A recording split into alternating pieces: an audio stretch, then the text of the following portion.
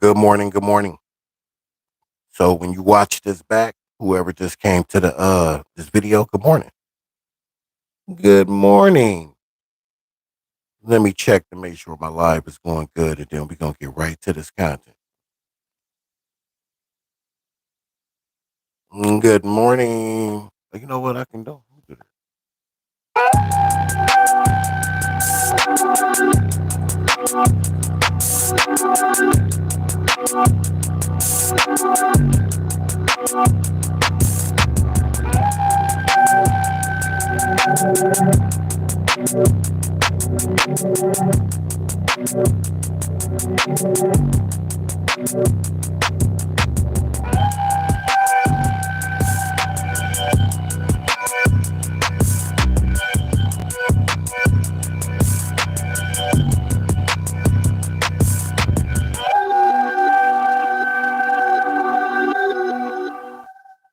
Good morning.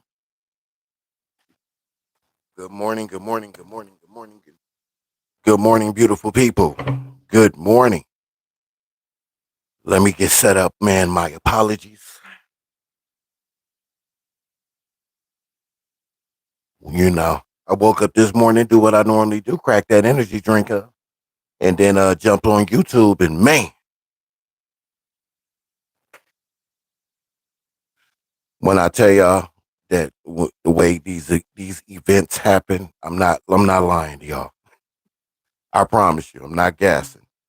I'm not saying stuff to make the story sound better. I may do that from time to time, but not here, not in this situation. But I just go on YouTube, man. Do what I do, man. Click on my YouTube, watch my Breakfast Club. I watch the Breakfast Club in the morning, depending on who's on the show and what they talking about. And then when we about to revisit and review, just fell on my desk, just came across my table. So of course I sit there and I listen to it. And then it started to bring back old memories. And when I tell you, knowing what I know now, but I didn't know then, it's an eye opener. I feel a little stupid. I'm not even gonna lie to you. I feel a little dumb. Because man, I said what I think it is because I done been far removed from the hood for so long. Like I communicate with my family and the homies that I grew up with, um, people that I was, close to, but outside of that, I don't associate with that because, my focus is the family. What me and my family is doing, what's going on with my family and media family. And I'm just out here living life. What you supposed to do when you get older, you know don't be a damn fool and stay in the hood all your life. Ain't nothing wrong with visiting and showing love and giving back and being humbled. But you gotta understand as a person, man, you are so much more than just the hood. You have to know that, and you have to make sure that your kids understand that. And if you live in a real tragic neighborhood in a tragic situation that is stressed and toxic and you got kids, man, your responsibility is to do whatever you have to do to get up out of that situation and put you and your family in a better situation. That's your job. That's your duty as a parent. And even if you ain't a parent, if you're single, it's your job to maximize your life to the best of your ability because God blessed you with life. How dare you sit on your hands and do nothing? That's a slap in God's face. So get out, man. Explore the world. This beautiful marble that we live on is huge. It's humongous. There's so many different type of people walking this earth, animals, walks of life across the board. It's just a damn shame when you don't try to go out of your way to enjoy it and witness it. Because God gave this beautiful marble to all of us, and don't let nobody tell you anything different. Straight. Let me find what I'm looking for. Then we're gonna get right to this. I'm gonna see how many people in here I haven't even looked yet. Oh, I gotta get some shout outs, man, and some mentions. So just give me 1 second.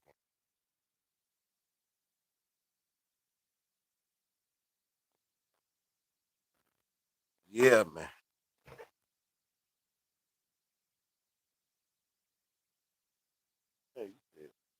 YouTuber. Yes, I am a YouTuber. Thank you for saying that in the chat. Appreciate that. I'm a YouTuber. I'm a lot of things. You know what I mean? But today, yes, I will be a YouTuber. We're gonna let some people get in here, then we're gonna get to the content, man, because I don't want nobody to miss this. Man, when I started listening to this stuff and it started bringing back old memories, like, damn, I remember that. I remember when he was talking about, like, I felt stupid. Like, damn, how did I let that go over my head? I think it's because I've been so far removed. I got to be honest with myself. I do believe a lot of people they don't want to admit this that man is working. He the police because a lot of people just don't want to feel stupid like they've been duped. But this man is definitely working and been working for a very long time. And the people that go out of their way to protect them. I heard something, and I think Scandalous Los Angeles had pointed this out before, but I heard it for the first time for myself. I know Reggie had said it, but I didn't believe it when he said it. But I think when Greg Kading, when Wack brought you're gonna hear it, but when he brought Greg Kading to clear his name, and Reggie was asking Greg Kading's questions, I really believe that's when Reggie Wright first when he said that's when he first started to suspect that Wack was CS2BACK. That's when he began to question it. I always thought all along once I figured it out, like, man, how did you not know? Y'all all know. Of course you know. But to be fair, I don't as because I wouldn't know. I'm not a confidential source. I'm just going off of what I hear off the information that is out there. But you're not supposed to tell nobody nothing. If they figure it's like 60 days in, when they put the people in 60 days in and they got other people that's in there that's like reliable sources that's going into the jails that are in the program with them. They're not allowed to talk to each other, tell each other. They just have to figure it out by the way that they move. That's how I'm assuming how it is to be a confidential source. So I don't care how close him and Wack are. He's never going to tell Wack. Wack's never going to tell him that he's an informant. Reggie, I think Reggie is a motor mouth, so I'm pretty sure if anybody told anybody anything, Reggie told Wack that he was an informant and not Wack telling him. Reggie had to figure it out the old fashioned way, the way we had to figure out. And on that day when they brought Greg Kading, you gonna hear it. The questions that he had, either he was he was curious, you know what I mean? Like, cause he had been expecting that, suspecting that he was an informant. So he wanted to ask Greg Kading certain questions to get the answers that he needed. And Wack cut him off real fast, didn't let him do it. Or he was doing that intentional to point it out to maybe do Sims and Yael and Don Kidway conversations because they was on his ass at the time. I don't know either way. I don't know. You know what I'm saying? I might have to ask Do Sims about that. But yeah, man, I thought that was really strange. Like, and when as soon as Reggie was about to, ask Greg Kading these questions, Wack cut him off. He was about to start cooking. Wack was like, "No, hold on, Reg. Get back to clearing my name. Let's get back to that." Ooh, man, I'm telling you, yo, when you go back and listen to this shit, oh, it's good, bro. And I feel stupid. And I'm gonna play at the end. I'm gonna play Scandalous Los Angeles, bro. The seal the deal. The seal the deal. Yeah, when we gonna stay on this, we gonna stay on this nigga Nat. And the reason we gonna do that and all other things is because it's run 100% the right thing to do, and it's to inform the people out there. So before they think about getting in bed with dude, this is what dude do. This is what he is. See, because once you figure out that he's really that, then you got to go back and think about all the things he has done, all the names he has called people, rats, and really went at people, lives he has ruined. getting information, doxing them, dropping information on them. He has used his position as a weapon. You feel what I'm saying? You follow me? That's how he is. That's how he's been moving out here. He's been moving as if he's untouchable, as if he can't be touched. Mafia, godlike. Then on top of that, when you realize that they're pushing an agenda, on top of that, shit gets really scary, really spooky. And I think the people need to be informed. The ones who genuinely want to know, that need to know, yeah, they need to be informed. If dude was out here doing something positive for the community, doing something positive for the kids, he wouldn't be up under this type of scrutiny. See, when you make a choice to go down the route that he has went, selling out his people, like I don't think some of y'all people understand what we're saying. He done sold out his people.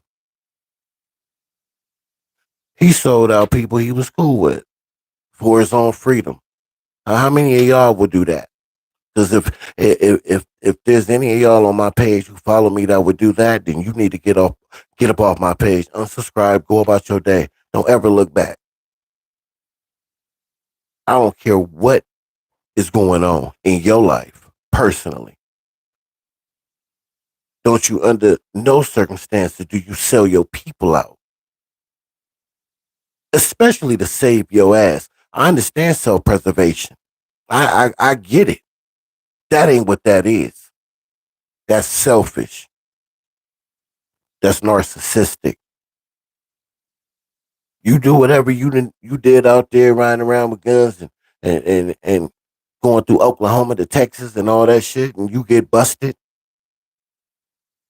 That's on you, bro.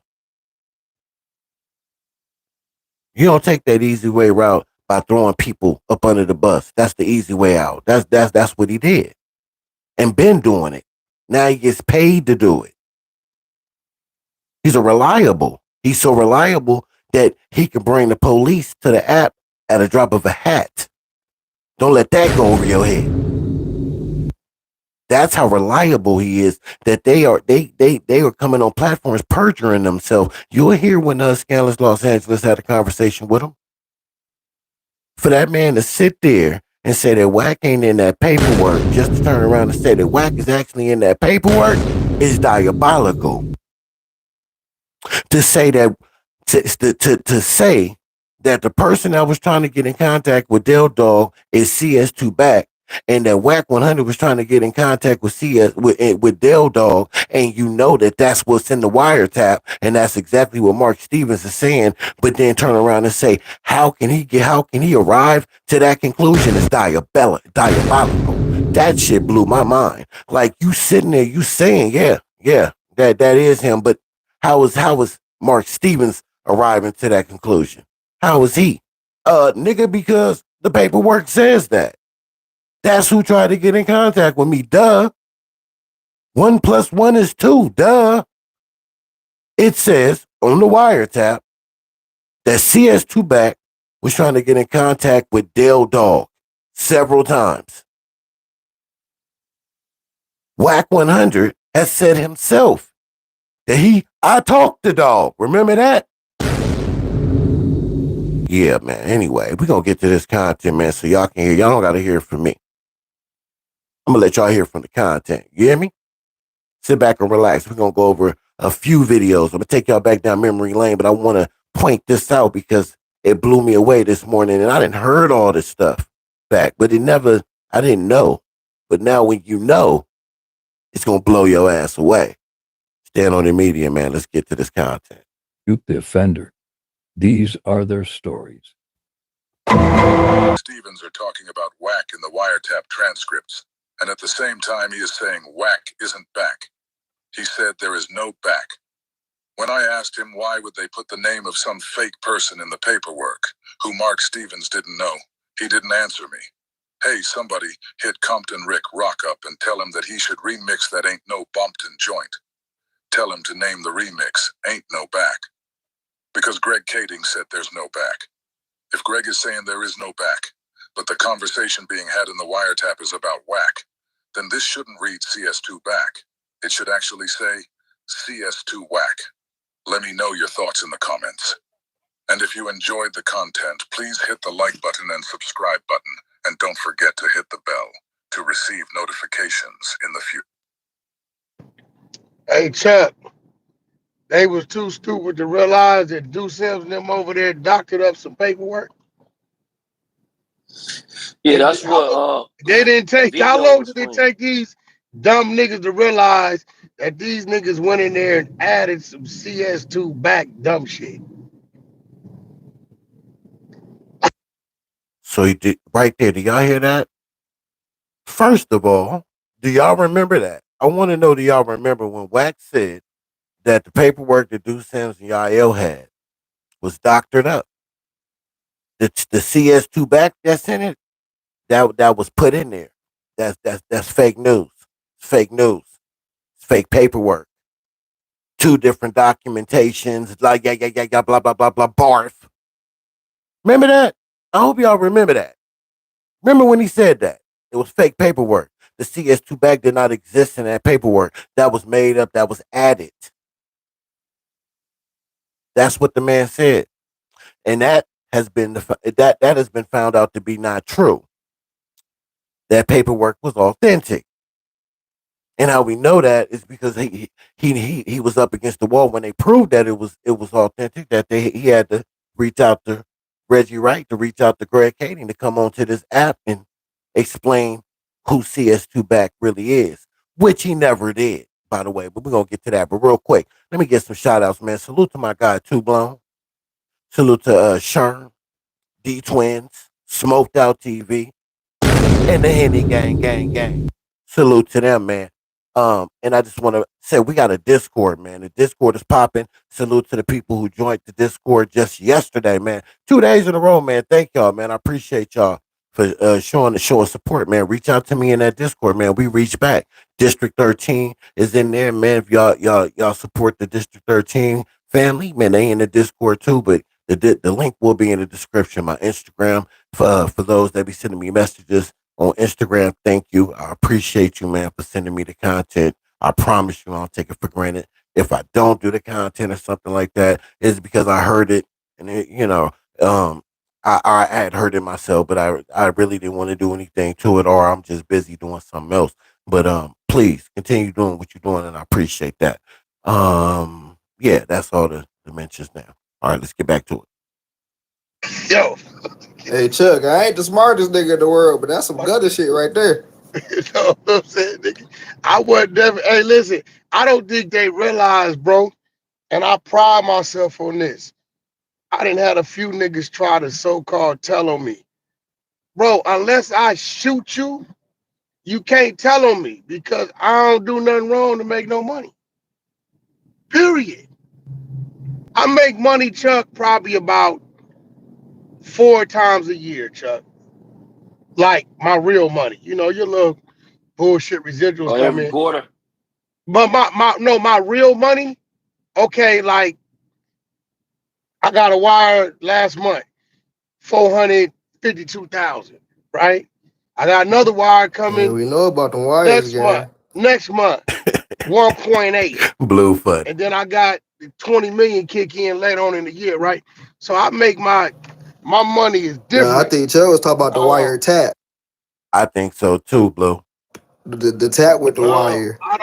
I don't even entertain. FBI, open up! Nigga Yo, that don't bro, even understand the this streets, nigga's crazy. right? I don't even Blue entertain funny. this Five. I little dude think 'cause they he a was talking square about nigga. wire tap. The I tap believe with the that too. wire. Yeah, No, I like, said bro, quarter. No we wire get it, tap. we get it. You a millionaire, my nigga, but why Listen. every time we talk about Mark Stevens and CS2BACK and you That trying nigga always to trying to bro, slay this.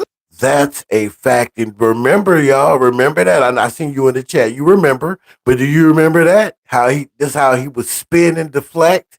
Man, it's crazy going down memory lane, but we're gonna connect the dots. I promise you. But remember that. You see how he spin He's good at spending and deflecting, but it's really easy to do it when you have a bunch of millions. And I don't mean that personal. This ain't a shot at Chubb, but that's what you are. And whoever else, you know, supported this and enabled this bullshit ass fake news propaganda bullshit. Like you minions, bro. That's what y'all are. But it makes it easy to get away with it, right? When you were in an echo chamber in a room full of yes men. It's easy to spin and deflect. He Kobe Bryant out there with the spin. Let's go. Boy, you told. For We don't what? give a fuck. You told. Hey, Chuck, if we gonna Hey, calm your bitch ass down, Lipstick King. Look at him. Look at Calm him. your Look at bitch him. ass down, you Lipstick ain't in the King. field for brick baby. Calm So down shut the your fuck fucking up. bitch ass You ain't up. about to You ain't getting the dominate field for nobody, you little bitch. You ain't getting the field. His biggest minion, bro. We're not even gonna give him no light, man. I don't even want to hear that. But pretty much that's what happens in that audio, right? They spin all the way off from the paperwork being fake and the CS2BACK. And that's not real. That was added. That was edited. You know what I'm saying? They spin off of that and get into some argument. I'm gonna play some other. I'm gonna play the content where hold on, let me see which one. I think this is the same shit, but we're gonna see. I think this is. Hold on. Let me see. Um yeah, okay, yeah. So the next one we're gonna play is when he brings Greg Kading, right? He gonna bring him in to explain that CS2BACK is not whack. He's not saying that CS2BACK is not in the paperwork that don't exist. He's saying that whack ain't CS2BACK. You know what I'm saying? Whack is the reason you got off, man. Whack is the reason a lot of people got off that app. There was a lot of good people out there, man, trying to do good shit on that app, man. That he came in and stole their little crowd, disrespected them, and got them up out of there. That's what I'm saying, man. He uses his you know, he has a whole lot of people around that know how to dox and do a lot of good doxing and getting you information and he play a dirty game. Ain't no doubt about it. Dude play a dirty game. But it is this what I just want to remind people that if you do run into him and y'all have an issue or whatever, you an adult, man, ain't nothing he can do or say to you. You know what I'm saying? To shame you.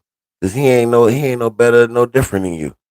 Y'all got to stop letting people control you by what they may be able to say about you. If they don't even know you, who gives a F what they say about you, what they think about you? And if anybody that knows you believes in the bullshit that they saying about you, then F them too. Go about your that just showed you that you didn't need them in your corner and in your life. Sometimes you got to be happy to be solo bolo. It's less stress and less bullshit that way. Unless people that you got to appease to. You, your kids, your family, whatever, your wife, your husband, whatever the case may be, that's it. You don't need nothing else. So don't let nobody use what they can say as a weapon to paralyze you. Words is just words. Yeah, they have meanings, but it depends on how you look at them. That shit right there will fall on deaf ears if you're talking to me. Now I didn't been threatened by the dude. My other YouTube got well, I can't say he did it, but he gave me some strikes on that YouTube page and all that. Send his little minions in my chat talking reckless. But when I see that shit, I laugh at it and I respond to it because you ain't saying that shit to my face. I know you ain't saying it to my face. I know. Win, lose, or draw. All right, I ain't saying I'm the baddest nigga to walk this earth, but there's no way you gonna say what you say in my chat in my face and don't nothing happen. Is you crazy? Is you stupid? Is you stupid? So at the end of the day, man, it's just words. You just a nigga on the internet just popping it. Yeah. And then don't threaten me with a good time talking about let's meet up.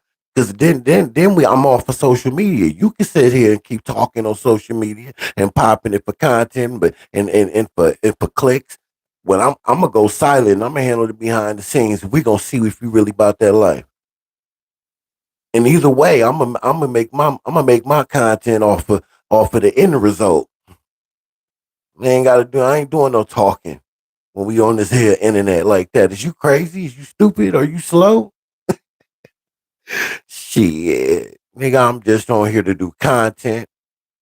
and give people the news. But let's get to this content, man. We're gonna listen to when he brings Greg Kading, another police officer, ex-police officer, and I think Reggie Wright was in. I think Reggie Wright to you too. I mean, the clubhouse.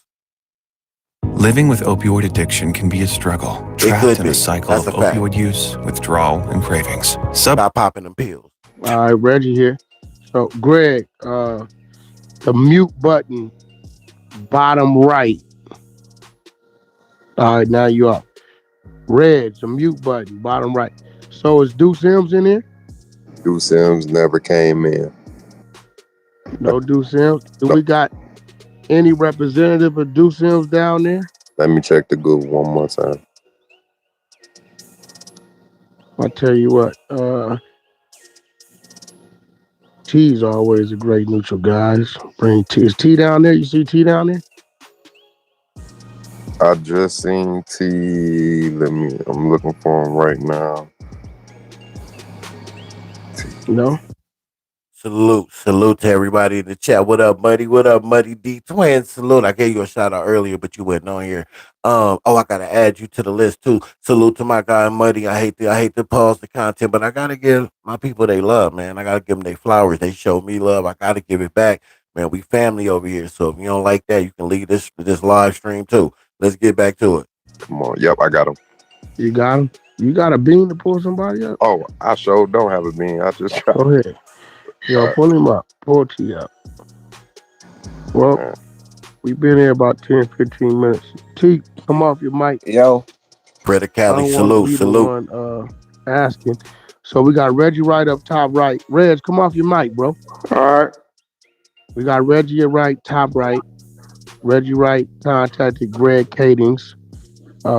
Greg Kading was the lead investigator. I'm probably saying this shit wrong. He'll tell you more on that case. To where, fuck it, Greg. Tell him who you are. And let me just say this before he get to cooking. How many gangsters y'all know that can just have that has a what did my man Stutterbox say? A wellness check. How many gangsters do you know? No matter where you is, I don't care if you're from the West Coast, the East Coast, down south. How many of y'all know that just got a wellness check from the police? I don't know how we didn't question that shit like that before. Crazy.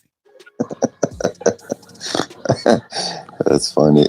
So yeah, I was a cop in LA.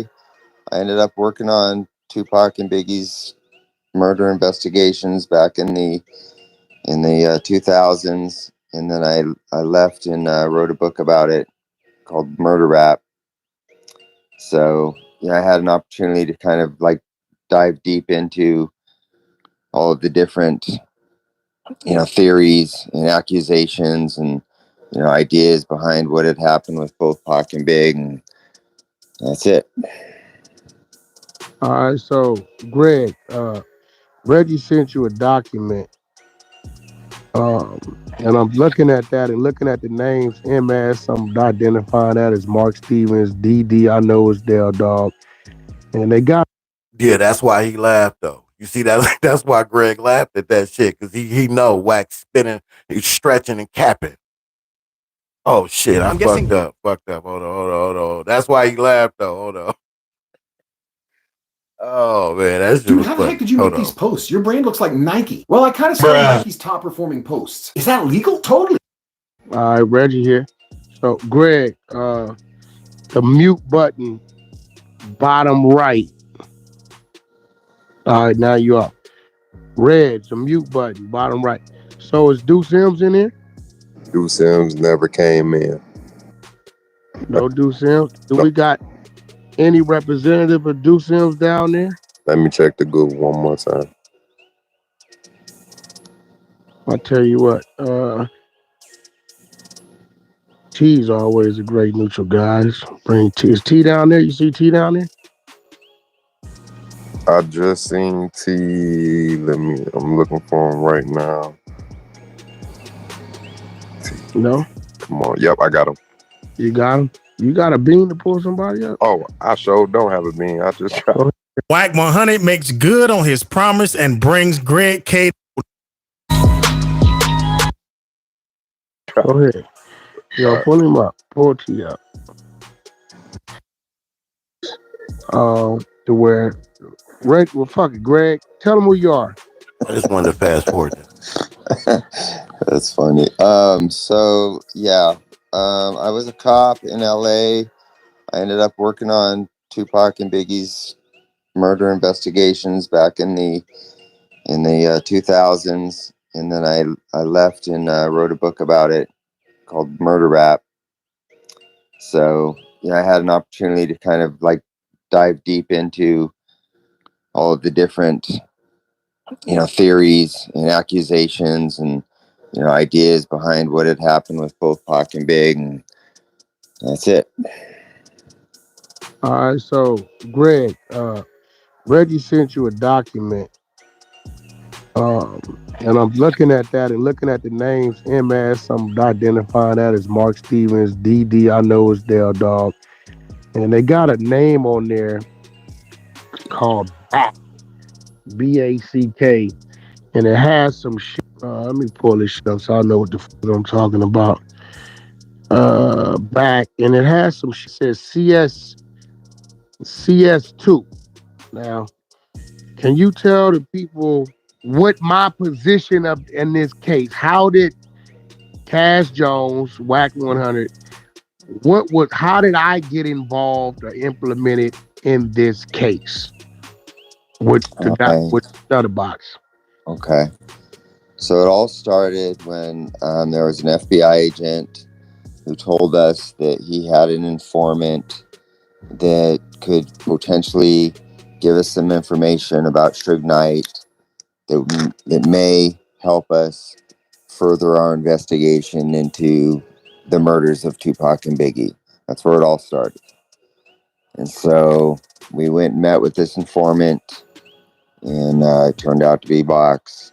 And we sat down, it's like on Melrose or Santa Monica, and pulled up in his Bentley, and we sat down at a Starbucks and started chopping up, and he gave us this information that led to you. And so we didn't know what was real. What the hell was the information that led to me? Well, the information was that if we looked into you, we might find some things out that would help us maybe get some leverage on Suge. So it was just like that. And so we're like, all right, we didn't know any better. We're like, well, the FBI says this guy, is worth listening to. So the guy we're talking about that's worth listening to is Stutterbox. Right. So Greg, before you go any further, how long does a motherfucker gotta be like working with the FBI before they're calling a guy like you that's investigating the case as serious as you have to say he's a reliable source? Well, Greg, explain to him the different level of informants you have, and that answers the question better. So there's a CI, which is a confidential informant. There's a CRI, which is a confidential, reliable informant. There's a witness. There's different levels of informants and sources of information. Hold on now. I never knew that there was different levels to being an informant and being a snitch. Now, I heard of a CI, that's a confidential informant. I never heard of a CRI, a confidential reliable informant. I've also heard of a paid informant, informants that inform so much that they make a career out of it and they get hundreds of thousands of dollars, apartments, cars, and they go out there in the streets and they play the game and they snatch dudes off of the streets without even knowing that they are federal cooperants, man. It's crazy, but he says there's different levels. How many of y'all ever heard of a CRI, man? Y'all let me know in the comment section what y'all think about this, and did y'all know that there are many different levels to snitching and being informants? I thought a snitch was a snitch, an informant was an informant. I know they got people working in the streets and things like that, but I didn't know it went to those lengths. But anyway, I'm gonna let y'all get back to it, man. Let's go. And I don't know if y'all peeped it though, but you peep how Wack tried to dirty up Stutterbox name even more. He's trying to hint at him being a very reliable source. But this is my question to that: if he was so reliable, if he's so reliable, why is it that you working and he not? Why did Greg Kading go so hard in the paint at him and not you? And he goes so hard to protect you. That's what I want to know. So you know, as cops, we're just going to listen to everybody, and in time, you prove whether or not they're reliable or not. But you don't just disregard somebody because you haven't proven their reliability. So, you know, I don't know what Box had going on, you know, the whole Main Street thing and all his drama and background going on with that case. I became involved in it later, but at that point in time, they're just saying, hey, you should talk to this guy. He may be able to give you some information that will help with your case. That's it. Hey, Greg, so could you tell them what level they told you that he was? Was he reliable? Was he a CI? Had he worked in the past for him? Or what, if you could tell just a different level that he... All right. So look, he said, go back. Okay, I'm going to go back a little bit. What? Let me see. Now I go back. Welcome to our Holt Homes Timber Grove community in Salem, Oregon. This is our 2676 floor plan. Starbucks. But I make money off of it. Started to chop it up, and he gave us this information that led to. I need to go back a little more. So we didn't know what was real. What the hell was the information that led to me? Well, the information was that if we looked into you, we might find some things out that would help us maybe get some leverage on Shook. So it was just like that. And so we're like, all right, we didn't know any better. We're like, well, the FBI says this guy, you know, is worth listening to. So the guy we're talking about that's worth listening to is Stutterbox. Right.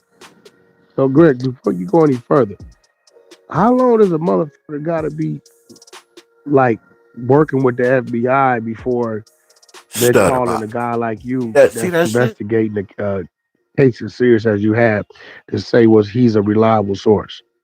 Well, hey, Greg, explain to him the different level of informants you have, and that answers the question better. So there's a CI, which is a confidential informant. There's a CRI, which is a confidential, reliable informant. There's a witness. You know, there's different levels of informants and sources of information. Hold on now. I never knew that there was different levels to being an informant and being a snitch.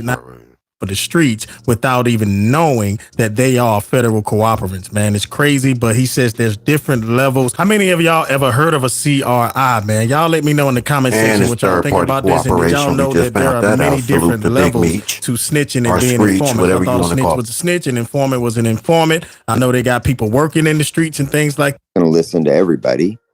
And in time, you prove whether or not they're reliable or not. But you don't just disregard somebody because you haven't proven their reliability. So, you know, I don't know what Box had going on, you know, the whole Main Street thing and all his drama and background going on with that case. I became involved in it later, but at that point in time, they're just saying, hey, you should talk to this guy. He may be able to give you some information that will help with your case. That's it. Hey, Greg, so could you tell them what level they told you that he was? Was he reliable? Was he a CI? Had he worked in the past for him? Or what, if you could tell just a different level that that they represented to you that he was?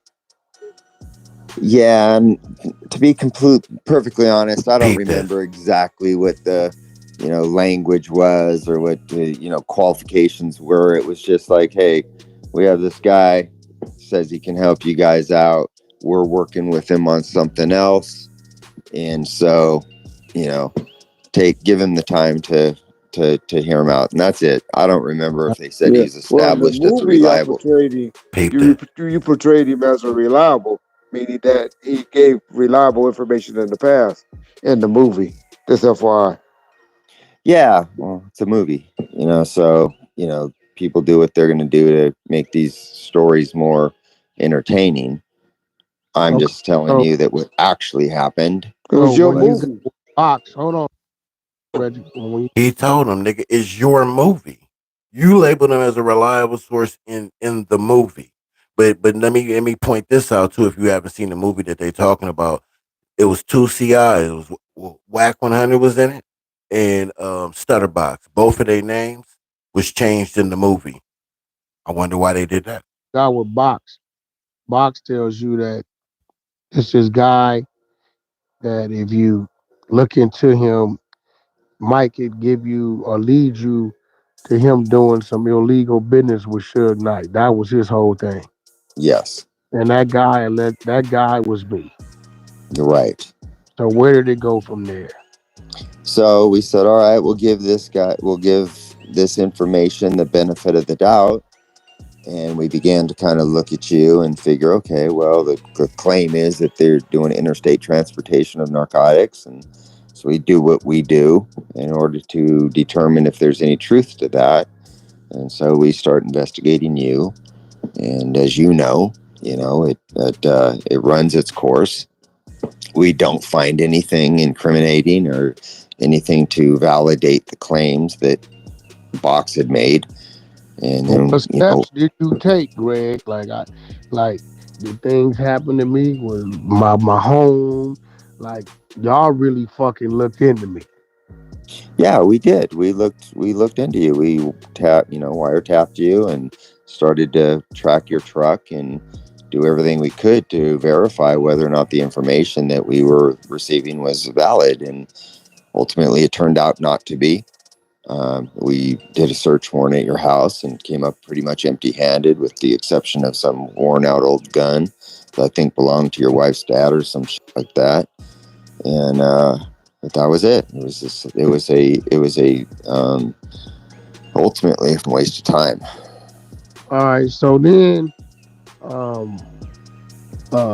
I then came down to, I believe that's the federal headquarters on fucking Wilshire.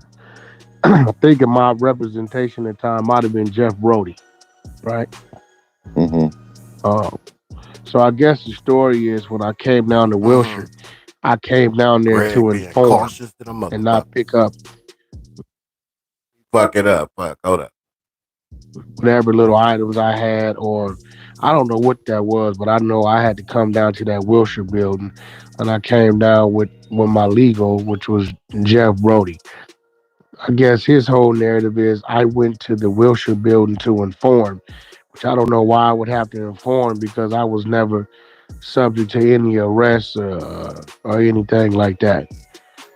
And this is what I will say to that also. I remember I was on Clubhouse at the time when he first talked about this. I remember him saying he went down there to retrieve the stuff that they took from his house when they raided his house. And remember in that Main Street case, CS2BACK, whoever that person was, his house was raided. That's when they flipped him. See, what did they take you down there? Did they call you down there? Did you go down there to get your shit? Like, why? How was? Like, that's important details, right? To a story. Something as serious as this, and you run around this month. I want to keep my monetization. You run around this MF and calling people rats and snitches and this and that and this and that. When there's all type of holes in your story, all type of holes in your paperwork. But you conveniently dance around that spin, and it's easy. Again, it's easy when you're in an echo chamber, when you're in a room with a bunch of minions. It's easy to paint a narrative, and then have a slew of people who claim that they really in them streets helping you promote this bullshit. They know. Big Chuck knew. He's seen the same paperwork, the same investigative work that Deuce Sims did. He's seen all that. Stats 280, Ghost, all them niggas. They all know. Loose Cannon 600, they all know that they working too.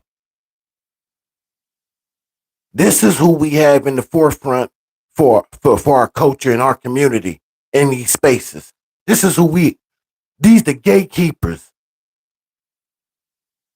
Man, wake up, y'all. We need to get these niggas up out the way so all of us can eat. Because we ain't all like that. I just want the people out there that don't know us, who being introduced to us for the first time. That ain't how we all are. We all don't think that way. And we all came from the same place these niggas came from. But we ain't sell our people out. And we ain't gonna sell our people out for a buck, for some fame, for some celebrity status. Niggas, is you stupid? Let's go. So and you let them. I ain't gonna lie, this shit really, but shit makes my blood boil. Cause there's some real good people out here that's doing real good shit that ain't perfect and ain't claiming to be or pretending to be perfect. But they put them boots on, they put they pants and shirt on, and go out there and bust their ass in our community every day and represent us to the highest regard. Salute the big U. Salute the big U. These niggas ran around here for fuck this monetization. These niggas ran around here for 3 years smutting that man's name, and he ain't did nothing but send kids to college and to the NFL.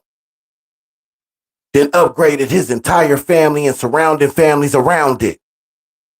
Then cleaned LA up single-handedly and made it look great. Then we had these niggas that ain't even from the area dirtying it up. So what my trip down to the Wilshire building entail? Yeah, so I remember that day, and you came down there, and we basically just confronted you on. Holiday season really can be stressful for e-commerce merchants. It's the ultimate money-making time, and every second. The allegations, and explain to you why we were doing what we were doing, giving you the opportunity, with the hopes that you would know something that could help us out. Turned out you really didn't have any information that was beneficial to what we were pursuing. But that was it. We said, hey, here's why we're here. Here's how we got here. And this is all there ultimately is to it, unless you have something you want to tell. I'm still lying, right? I'm on my signal. Yeah, we still good. All right, so look, man, this shit crazy to me. Let me read the chat. Yeah, man, salute to you too, man. Salute the big U. Man, I can't say it enough, man, how much he has done for LA. For all the areas surrounding LA. Not just for his family, not just for the Henley family. For so many families. For so many years. You can't afford to get book bags and school supplies and school clothes. You go holler at Big U. He get that done. He get that done ASAP. Get that done. You trying to go to college? You trying to be productive in society? You go to Big U. He gonna get that done. I ain't never met that man personally, but his who he is precedes him. Yeah, it precedes him. Like I know people who know him. People that know people that know people that know people that, and they all have nothing but great things to say about that man and what he has done for the community. His reputation is what I was trying to say. My apologies. This shit just got me so heated, man, because it's like we be having these clowns, these weenies, these imposters that's in the forefront that's gatekeeping, man. It's some really good people in this space, man, very talented. That can really uplift their families and other families. That's all they want to do. They want to put a message out there that inspires the next generation. Not retire the next generation. On Pyru this, on I'ma put this to bed, I'ma put that to bed. You ain't caught that fade with Jay Diggs yet. When is that gonna happen? You too busy out here doing this. FBI, open up! Instead of reaching out to your community and lifting them up, it's crazy. I just put out audio of you talking about how you ain't doing nothing for Pacoima. Because it ain't enough of representation of us in Pacoima. Anyway, man. This shit. Yeah. Let me see, where we at?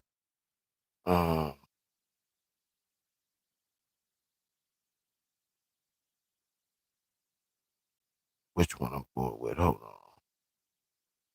Oh, so I want y'all to hear what Stutterbox had to say. He responded to this, right when it happened. I didn't catch it at the time, but since then I've heard it. So we're gonna play what Stutterbox had to say in response to them bringing Greg Kading and Reggie to Clubhouse as a wellness check. Let's listen to him.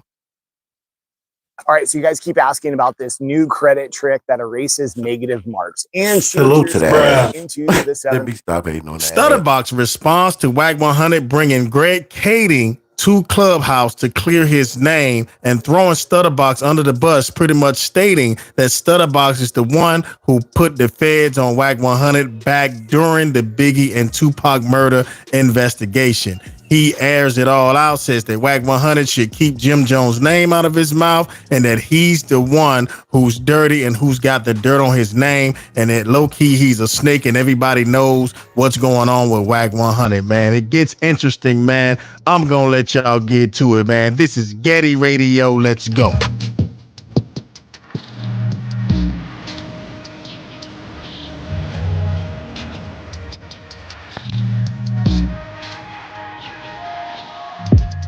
The deal. Man, how do you get a wellness check?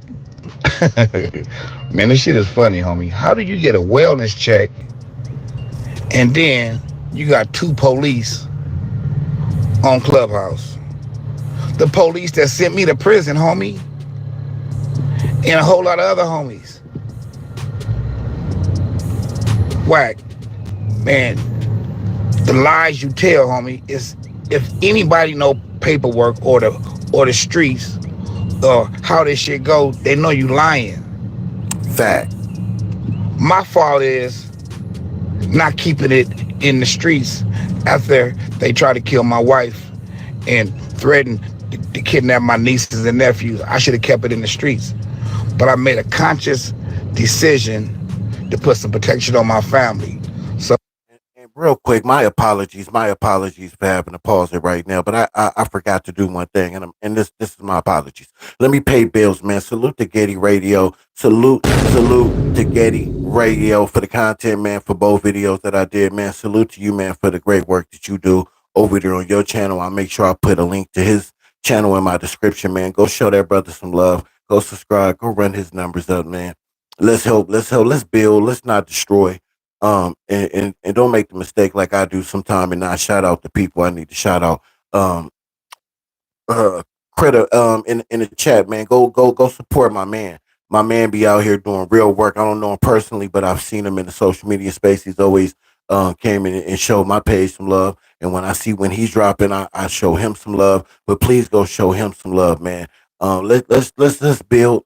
Even though we in the midst of this bullshit, this toxic shit, let's still build. All right, let's go. If that make me a snitch, I eat that. But I should have kept it in the streets. That's how they was able to intervene on my life. I didn't know I was under investigation for the Biggie Smalls murder, homie. So, doing the inside shit with my neighborhood, they catch the Wack nigga on a wiretap, plotting. So I'm thinking they getting at us about another plot on my family life.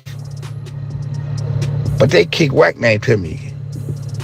So I guess the police who had me under surveillance for the Biggie Smalls murder heard on the wiretap what happened or what was going on. It must have got at the police saying the guy who was almost killed and his wife was almost killed or whatever, he's our suspect in the Biggie Smalls murder. So they came and hollered at me. I'm thinking it was about a threat on my family life, about that case. I didn't even know I was under investigation for the Biggie Smalls murder. So when they got at me and told me you crossed me with dog, I heard it. I still told him, okay, he did that, but the nigga don't break the law with that truck. That nigga pack a lunch and go to work every day. How do a nigga driving a Rolls Royce tell on a nigga who packing a lunch and going to work? But you flipping it, Wack. You know, you flipping it like you flip it on everybody else you fuck with, homie. You flip it. That's how they came into my life. He wrote a book and made a movie, so you're gonna flip it and twist it and make it look to your favor. But if anybody know how this shit go, man, it's common sense. But on your part, nigga, you the police.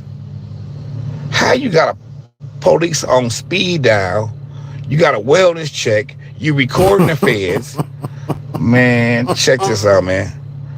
I'ma stay out here and stay ready. But boy, a nigga know who you is and what's up with you. So however it happen, it's gonna happen. You feel me? But you need to keep Jim Jones' name out your mouth, boy, because you ain't got no room to talk. Hey, man, I'm going to leave it right here, man. So there, that was Stutterbox response right away to that. Boy, he made some real good points. And what I do like is the accountability that he took, right? He said, man, I should have kept it in the streets. I didn't, self-preservation. Remember I talked about that earlier. That's when that kicked in. So what he did was, I ain't nobody glorifying it at all. Because man, you do your shit, you gotta take you do your crime, you take your time. You don't throw nobody else under the bus to save your ass. But self-preservation that kicked in that moment, and that's what he did. And he did it, but he stood on it. He's standing on it. He ain't ducking it. He know he made a mistake. He know he shouldn't have did that. But that mistake you made allowed this dude to take it, spin it, and twist it. And then turn it into a whole nother thing while he's doing what you did, and still doing it. So listen, man, when he, this is what I believe alleged, right? These are all my opinions, no facts behind any of this, satire, all that good stuff, YouTube, just my opinion, reacting to content.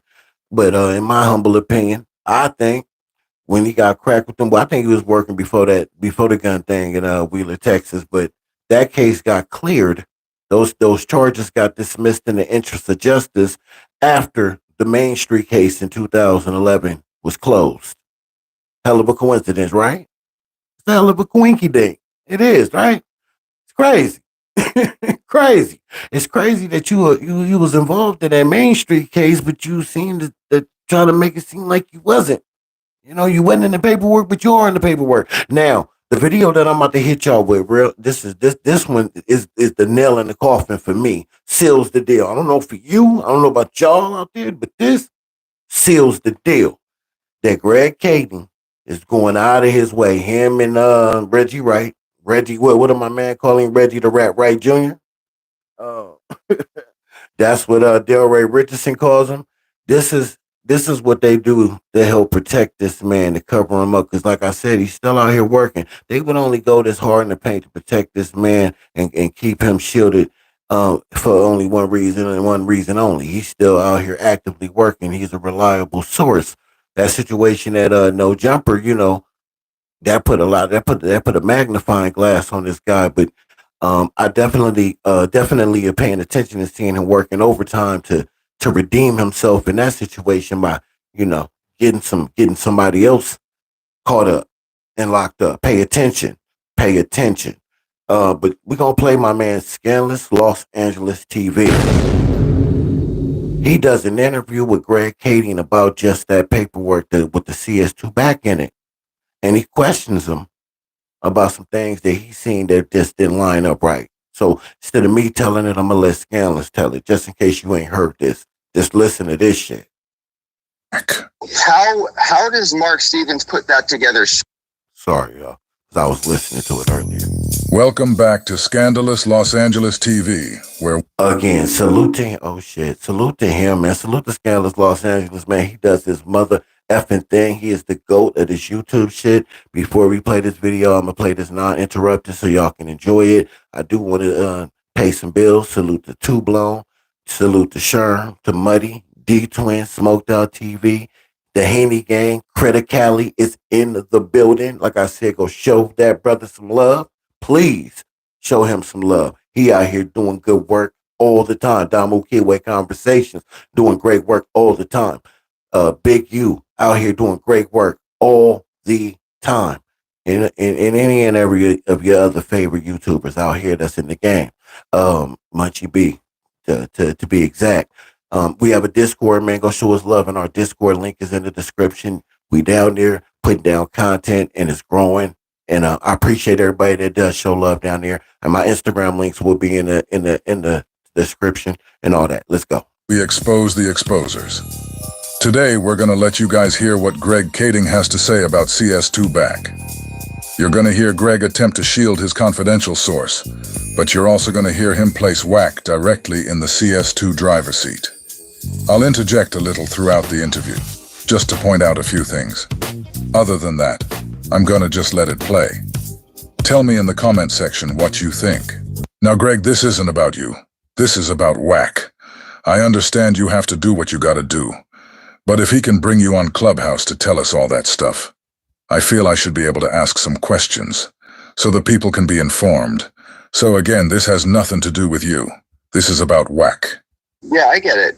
No, and again, I'm not trying to get in the middle of whatever bullshit is going on between Wack and whatever bullshit's going on with Stutterbox. I don't give a fuck about that beef. Whatever it is, they'll figure it out. I'm just going to tell you investigatively, we would have listed Wack, Cash Jones, in our paperwork.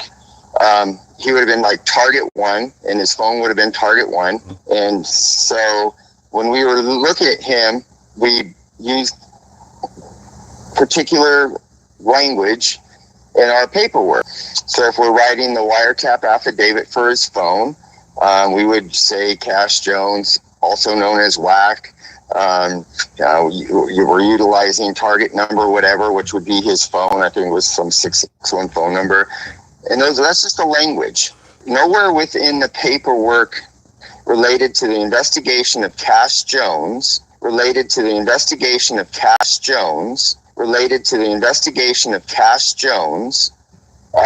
was he ever mentioned as a CS or an informant? Because he wasn't. Okay. Now, Greg, we're talking about the case Stutterbox had against Shaquille O'Neal and the 7 Main Street Crips. When Wack brought you on Clubhouse, he asked you what would he have been referred to as in the paperwork. And then in your paperwork, I don't know. How was I referred to? Was I referred to Wack, Cash Jones? They have this Back name. I don't know who the fuck Back is. I don't know. I know I've never had that moniker, but I don't know. Maybe it was some coded shit. Or how did you recall referring to me through all the paperwork when you guys were like listening in on my wiretaps? So like saying, okay, this is Wack, this is Cash Jones on the wiretap. What was I referred to in your, because I've never looked over that paperwork, never had a need to. What was I referred to? If Wack had nothing to do with Del Dog, Shaq, or any of the Main Street Crips, why would his name be being referred to in the paperwork at all? So again, this is completely different investigation. We have to be real careful that we don't cross over these ideas, because when I said he would have been mentioned in the paperwork, if we're talking about Cash Jones's case, then we may have mentioned a CS, which would have been Stutterbox, saying these things about Cash that we investigated. There's that. Now, if Cash is asking me if his name was in the Main Street case, no, it wasn't. Now, if Cash is asking me if his name was in the Main Street case, no, it wasn't. So we all know that Greg is not being truthful when he says that. Fact. We can clearly see Wack's government name, Cash Jones, all in this case. Fact. Hey, Christopher Loves Boys, this shows you why you can't believe everything the police say. So, real quick, why is Greg Kading's gonna lie about? Why lie about something like that? Why? You know his name is all in that paperwork. What does he have to do with the case then? If he has no, how are you gonna say he has nothing to do with the case yet he has something to do with the case? Like, that makes no sense. And we ate that shit up like M&M's when this shit, man. I know I feel stupid. You can admit it. You ain't gotta admit it to me. But just when you at home, look at the mirror and say, damn, we got duped. It happens though. It happens. This also shows you that the police are protecting Wack, as they would any other confidential informant that's in good standing with them, unlike Stutterbox. But I want you to hear what Greg says right after he said Wack was not in the Main Street case at all. There was no mention of Cash in the Main Street case. Other than when he's trying to get a hold of Mark Stevens and in order to tell him that Box has been compromised. Yeah, and that's what the wiretap transcript said CS2BACK, or Wack, was calling Del Dog to do. Not Del Dog, but Mark Stevens. See what you just did, though? Yeah, I said Del Dog. You said CS2BACK. It doesn't say that, does it? Yes, it does. Doesn't it say CS2BACK? Yes, it says CS2BACK. Okay, well, do you know what you just said? What did I say? CS2WACK. I meant CS2BACK. Because in your mind, and bear with me, no offense here, but I think you've already come to the conclusion that back is whack, and that's why that's such an easy mistake to make. Well, the reason I think Wack is CS2BACK is because that's who Mark Stevens said he was talking to. Well, nobody's disputing that. Nobody's disputing that Mark Stevens is saying that Wack is who he was talking to. So what the fuck are we talking about then, man? These people really think we stupid. Man, Deuce Sims the Dawn is in the building. Man, listen to me, man. Listen to me.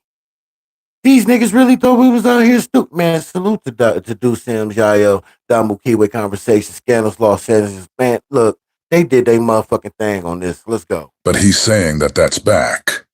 He is saying that back is whack. How does Mark Stevens put that together? Show me how Mark Stevens has anything to substantiate that back is whack. In the paperwork they put him as back, BACK, and I kept asking the lawyer, like, who the fuck is? I ain't talked to no back, and they said, nah, that's whack, but they put him as back because he a blood, so it's back. And I said, oh, okay. And was this back also referred as confidential source number 2? Yes, sir. Okay, so no offense to Mark, he doesn't know any better. He doesn't know any better. Listen to this shit. Man, Scandalous had that nigga on the roast, bro. I think Greg was sweating a little bit. I know we couldn't see it because there wasn't no video, but I could tell that nigga was sweating like, boy, these niggas smart. These niggas good. They got me. Let's go. That when we're writing official police reports, we don't play the game. We don't change language or change spelling because we are, part of the gang culture. We're not going to put whack. We're going to put back because he's a blood, not a crip, and we don't. That's not how we operate. We don't. That's gang shit. We don't write as gangsters. We write as police officers and try to be as specific as possible. Greg is saying they try to be as specific as possible, and that they don't do things like that. But we're all looking at a wiretap transcript where they did exactly that.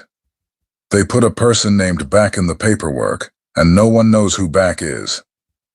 We don't change things in order to... So if Mark Stevens is thinking that, oh man, the cops just put this in there this way because he's a blood and not a crip, it's not how it works. I hear you, Greg.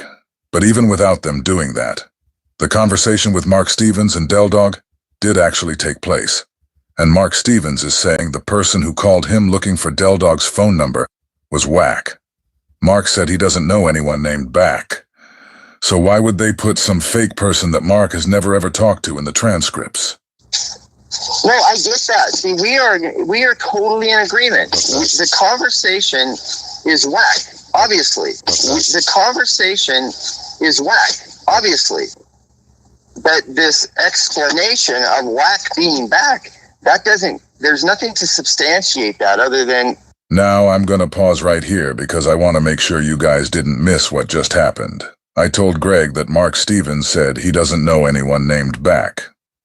So I asked Greg why would they put somebody in the paperwork that Mark Stevens doesn't know and has never ever spoken to in his life. I'm gonna play it again so you can hear how he evades my question. I hear you, Greg, but even without them doing that, the conversation with Mark Stevens and Del Dog did actually take place. And Mark Stevens is saying the person who called him looking for Del Dog's phone number was Wack. Mark said he doesn't know anyone named Back. So why would they put some fake person that Mark has never ever talked to in the transcripts? No, I get that. See, we are totally in agreement. The conversation is whack, obviously. The conversation is whack, obviously. But this explanation of Wack being back, there's nothing to substantiate that other than a misunderstanding of how the police write reports, or a misunderstanding of a lawyer. Because I'm telling you, and I don't know how much more I can emphasize this, Cash Jones was not an informant on the Main Street case. I'm with you on that. But you're agreeing that in the transcripts we have, it's Wack that Mark and Dell are talking about in the conversation they're having, right? Yes. And I think Wack admits that. And I think Wack admits that. But this whole thing with BACK, it would have just been CS2, typically just left alone, CS2, because the investigators all know who CS2 is. But in a wiretap, aren't they supposed to type exactly what they hear the person say?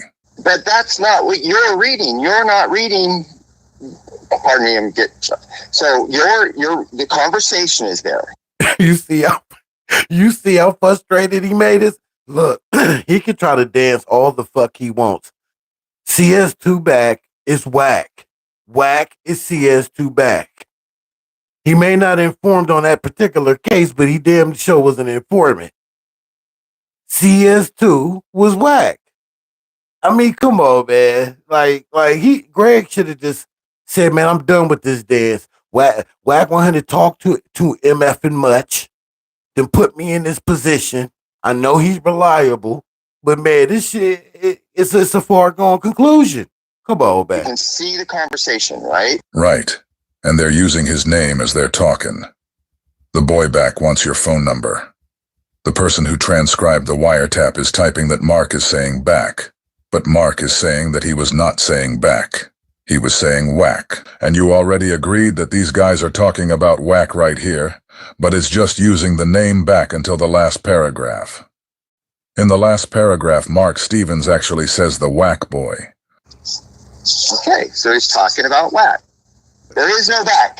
There is no back. That's all I can say. So there you have it. Greg Kading says Del Dog and Mark Stevens are talking about Wack in the wiretap transcripts, and at the same time he is saying Wack isn't back. He said there is no back. When I asked him why would they put the name of some fake person in the paperwork, who Mark Stevens didn't know, he didn't answer me. Hey, somebody hit Compton Rick Rock up and tell him that he should remix that Ain't No Bumpton joint. Tell him to name the remix Ain't No Back. Because Greg Kading said there's no back. If Greg is saying there is no back, but the conversation being had in the wiretap is about Wack, then this shouldn't read CS2BACK. It should actually say CS2WACK. Let me know your thoughts in the comments. And if you enjoyed the content, please hit the like button and subscribe button, and don't forget to hit the bell to receive notifications in the future. Man, salute to Scandalous Los Angeles, Don Mukiwe Conversations for that great journalistic work that they did on this, man. I mean, look, if you need more evidence, we're going to go down this rabbit hole. And then I want to end it with what this is about. Because this is not just about them being informants and content. Shit, I know we doing content. We get but inside, within that content lies truth and reason. And most Scandalous Los Angeles paints that picture eloquently. And it's a little long, but it's so well worth it. And I'm gonna make sure I play that so y'all watch it, man. But we're gonna go down this rabbit hole a little bit. We're gonna play Salute the Active Chucks. Dude Sims, my guy, he in the chat right now. Salute to him. Salute to their movement, man. I love what they do. I call them my family, man. They treat me like family whenever I come over there, man, to support. So salute to them for that, man. But look, we're gonna go down this rabbit hole a little bit more. We're gonna play the episode 1 of CS2BACK Hip Hop Police.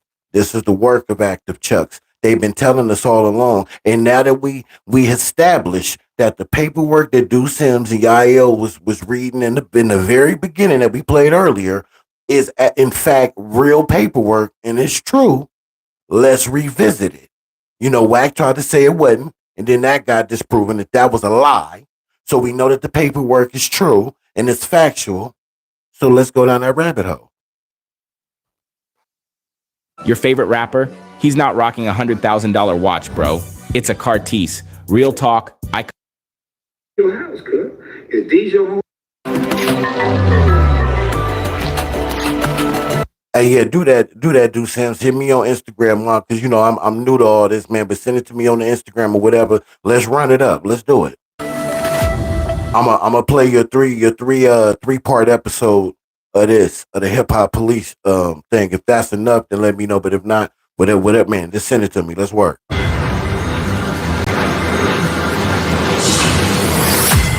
Yo, it's Duff for the Cloud Chaser TV, man. We back up in this thing again, you dig? Wack 100, most famously known for arguing on Clubhouse and exposing snitches and often fake paperwork on rappers like Jim Jones, 21 Savage, and even OGs out west like Big U, has been exposed as a confidential informant according to paperwork produced by his defendants, Robert Ross, also known as Stutterbox, and Shaquille O'Neal's business partner Mark Stevens. In order to clearly understand how Wack 100 came to snitch by wearing a wiretap, we must first examine this case by basketball legend Shaquille O'Neal and the Main Street Mafia Crips out in Los Angeles. Lawsuit. Shaq told me to kill people. Shaquille O'Neal requested and directed his former friend to kill several people, including a gang member, a record producer, and a woman he impregnated. Those are the shocking allegations in a new lawsuit. Shaq's former pal Robert Ross, an ex-gang member, is suing O'Neal for allegedly masterminding a plot to have him kidnapped by other gang members back in 2008. So how is Wack 100 involved in this case? And how do we know he was an informant? It's simple. You look at the paperwork and or talk with the individuals directly involved in the case. That's exactly what we did. In order to get to the truth, there are 3 individuals from the case we need to look at. Wack 100, Robert Ross, also known as Stutterbox, and Shaq's business partner Mark Stevens. First up is Stutterbox, the man at the center of the wiretap on which Wack 100 is exposed as a confidential source. Stutterbox, what up? Can you hear? What's up, homie? What's going on? Salute, Stutterbox. An opportunity for you to voice it. And it's ironic, it's the same day that we get the story from Mark Stevens, who said that this dude is running campaigns against people, especially Big U. He's mad because once Big U found out from Mark Stevens that he was cooperating on y'all on the Main Street case, that he couldn't fuck with him no more. He's afraid that Big U would expose him. You know what I'm saying? And you said in a video that not only did you not tell on Wack 100 and send him in his house when he got raided, but you said that you heard an audio with him on a wiretap conspiring to murder. Could you expand on that for me, bro? I said, police ass nigga, talking about, nigga, the first code of conduct is you don't talk to the police. Nigga, you is the police, nigga. Officer Wack, snitch ass 100. You should be silent and violent. This dude keep kicking my name. I told this nigga, I'ma drown his ass, homie. On Main Street, I'ma drown. I decided to let this buster ass nigga know I know what he did, right? I'll get to some gangster shit. Nigga almost killed me and my baby mama, put like 20 holes in my Rolls Royce. Make it up out of there. Wack see the bullet holes in my car the next day. He reaching out, trying to contact the nigga who supposed to be the boogeyman. I know where the nigga live at, behind my back. It's in the paperwork. All on wiretap.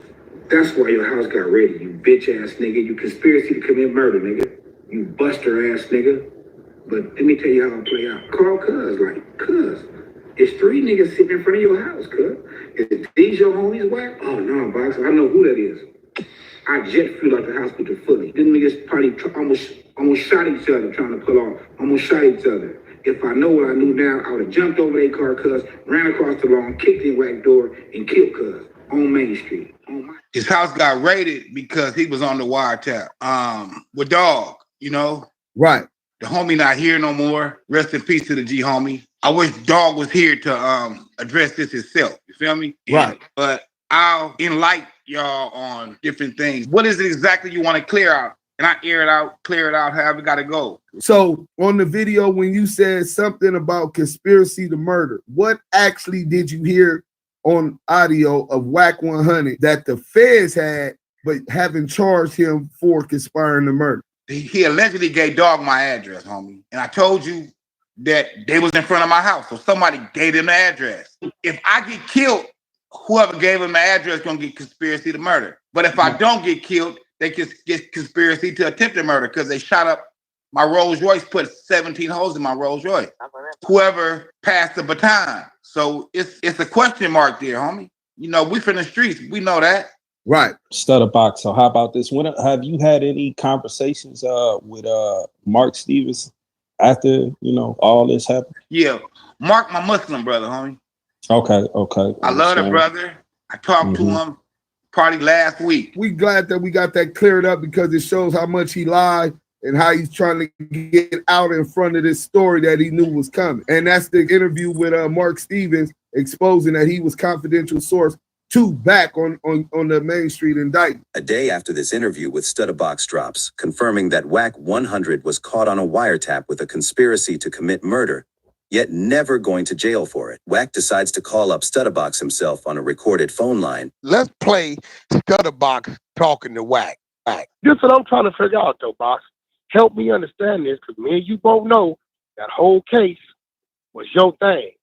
What is Mark saying I had to do with the case, bro? Wack, listen, in the paperwork, it said you tried to call Dog, remember? I tried to and he call won't take Dog. your call. And I sent it to you. And he said I talked to Dog. But he said he didn't talk to you. He wouldn't take your call. But they said he wouldn't talk. Yeah, and Dog said he was cool. He didn't want to talk to you in the paperwork. Mark That's what tried you said to- was going off for what That whole Main Street shit, that was your play. I had nothing to do with it. I was a victim. Because they said when Dog... That nigga said, I talked to Dog. That nigga just a tattletale. He can't help but tell. Shit crazy. Called you, his phone was hit. That's how they got on your line. No. And you play... That's what they say, what? No. As you can see by now in this first part, Stutterbox clearly implicates Wack 100 into this case, not only in an interview with Deuce M's and Stats 280, but also right to Wack's face on the recorded phone call. In part 2 of this video, let's take a look at the actual paperwork from the case, which exposes Wack 100 as a confidential source. And real quick, I want to point this out. Everybody that's on here listening and will be listening to this when they go back out. Remember the people that are involved in this documentary back then. These people know the truth. They knew the truth. They knew the truth when Deuce Sims and Yael put it together. They all knew the truth. But there's only 2 people from that time that still marching to that same beat. These other niggas over there minion out. They minioned out for Wack 100. I don't know. Something might have happened between him and Big Chuck. I think that might have fell apart by, recently. I don't know. But they knew the truth. But they decided to go back and run over there and help push his narrative. I want y'all to remember that. So when y'all hear these people in this documentary, I only want y'all to get it to the 2 that been on that same march the entire time. Deuce Sims and Yael. Let's go. In the Main Street Mafia Crips case, for this breakdown of the paperwork, we turn to rapper Deuce M's, who is responsible for exposing this paperwork to the world. Big M told you niggas now, bitch hit your brimmy, bitch hit your brimmy. Bitch hit your brimmy. We're gonna let this play, then we're gonna go to the next one, man. I like this song. Let's get it. Things and Deuce Sims in the West Side FHN into the building. Back to the money after 10 years in. We finna get into the paperwork. The paperwork is a transcript of a wiretap. And once I get into this paperwork, you gonna understand that BACK was one of the names that the feds used for confidential source. Law is code word for confidential source. All right, that's the end of that one, man. We're gonna go to part 2. But pay attention. I want y'all to pay attention. Look who was there all there in the beginning. That seen this paperwork, that went down this rabbit hole, discovered what the truth was. They have a falling out with Deuce Sims. Like, look, man, I like Deuce Sims, I like Yael, I like the movement, but if we ever fell out, I'm not gonna go the opposite way and then start pushing for CS2BACK. That means y'all was just doing it for the content. Y'all wasn't doing it for to find out what the truth is, to inform the people. Y'all was so easy to jump on that bandwagon and smut Big U out. Somebody who really out here doing something for the people. These niggas are beyond weirdos to me. I would never sit on a platform with these niggas. Ever. I wouldn't even want to interview these niggas. I wouldn't want nothing to do with niggas like that. Beyond lames. But let's go. People ask me all the time, Chris, if you could only take one I hope this supplement the for the right rest of one, your dude. life, You might which have to one help would it me be? out, man. The answer is easy. Tell me if this the right one, please.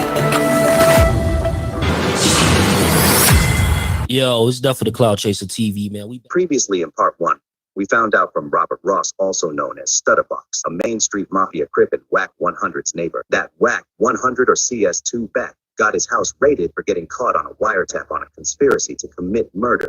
What is it exactly you want to clear out? And I air it out, clear it out, however it got to go. On the video, when you said something about conspiracy to murder, what actually did you hear on audio of Wack 100 that the feds had, but haven't charged him for conspiring to murder? His house got raided because he was on the wiretap with Dog. You know, he allegedly gave Dog my address, homie. If I get killed, whoever gave him my address gonna get conspiracy to murder. But if I don't get killed, they can get conspiracy to attempted murder because they shot up my Rolls Royce, put 17 holes in my Rolls Royce. Let's play Stutterbox talking to Wack. This is what I'm trying to figure out, though, Box.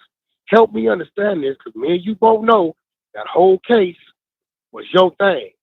What is Mark saying I had to do with the case, bro? Wack, listen, in the paperwork, it said you tried to call Dog, remember? I tried to and he call wouldn't take Dog. your call. And I sent it to you. He said he didn't talk to you. He wouldn't take your call. Dog said he was cool. He didn't want to talk to you in the paperwork. Mark That's what tried you said to was going off of what that whole Main Street shit, that was your play. I had nothing to do with it. I was a victim. Because they said when Dog called you, his phone was hit. That's how they got on your line.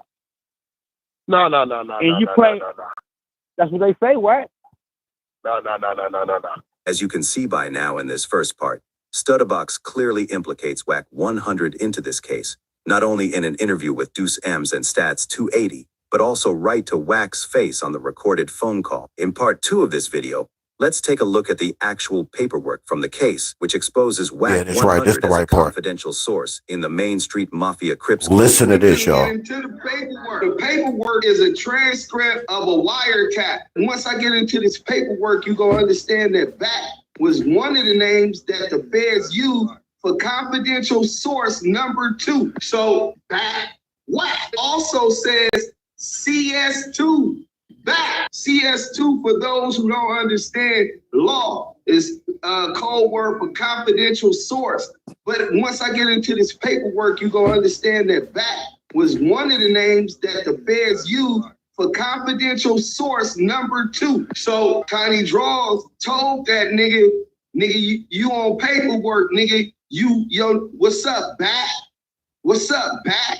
And didn't nobody understand why he was calling him BACK. You lying. Are you dumb or something? How young back? Go ask your uncle if he didn't see my daughter. How young back? Let's talk about it, little back. Who's back? I don't know. You know who back is. I don't know. You know exactly who back is, nigga. I don't know who that nigga is. You know exactly who back is. Stop playing these games, nigga. Who that nigga is. You know about Marky Mark. You know about Stutterbox. You know about Dale Dog back. Stop playing these games, nnigga. Stop playing these weird ass games, nigga. Yeah, stop playing these games, nigga. Hold on. What Stutterbox got to do with something? Yeah, you. Hey, what Stutterbox? Man, put that on Pyro. Put that on Pyro. Stutterbox just. That's gonna be another story we gonna talk about later. What's Stutterbox got to do with something? I'm talking about that paperwork, nigga. You know exactly what I'm talking about. You saying I'm on paperwork, bro? Am I lying? Put that on Pyro. You not Wax on paperwork. Put that on Pyro. You not. Put that on 6-0 Wack on paperwork. 6-0 nigga. You on paperwork. Put that on Pyro. You not. Put that on. Man, put that on Pyro that you not on that case.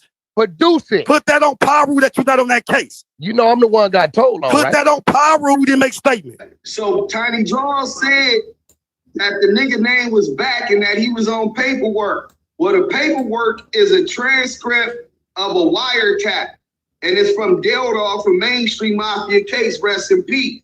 So we goes to the first page, and it has the session 18202. This is the wiretap, date and time 8/5/2008 through 9/22/38.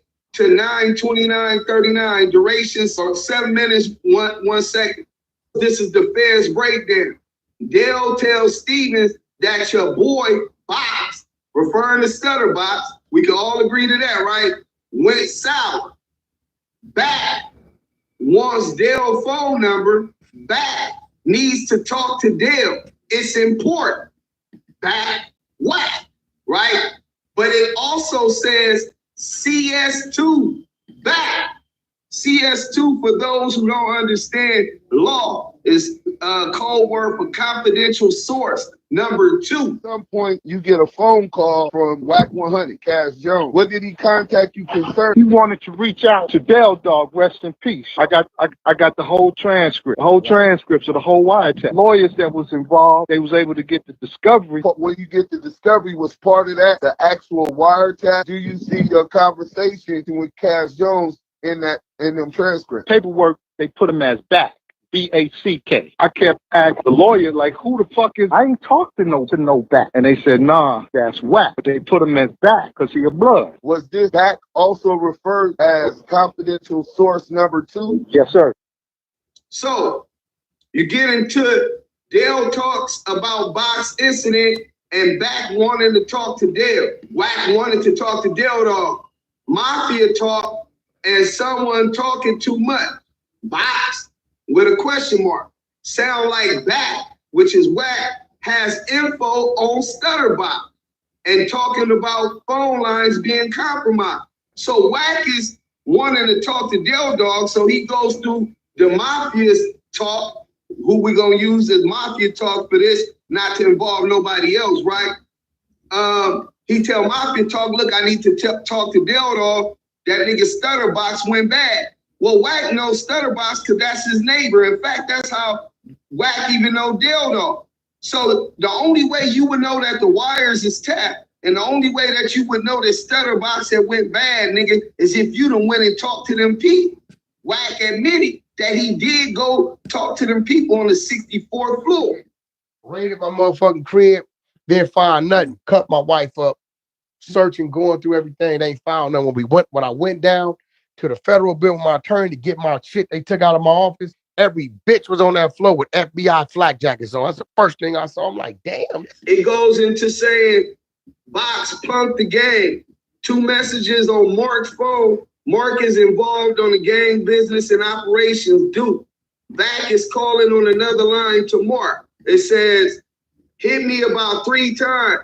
He want me to give you a number, so I'm calling to clear with you. First, Real quick, that's a great point by Deuce Sims, though. Mark Stevens was a target on that case. He's a well-accomplished sports agent, I believe, for Shaquille O'Neal.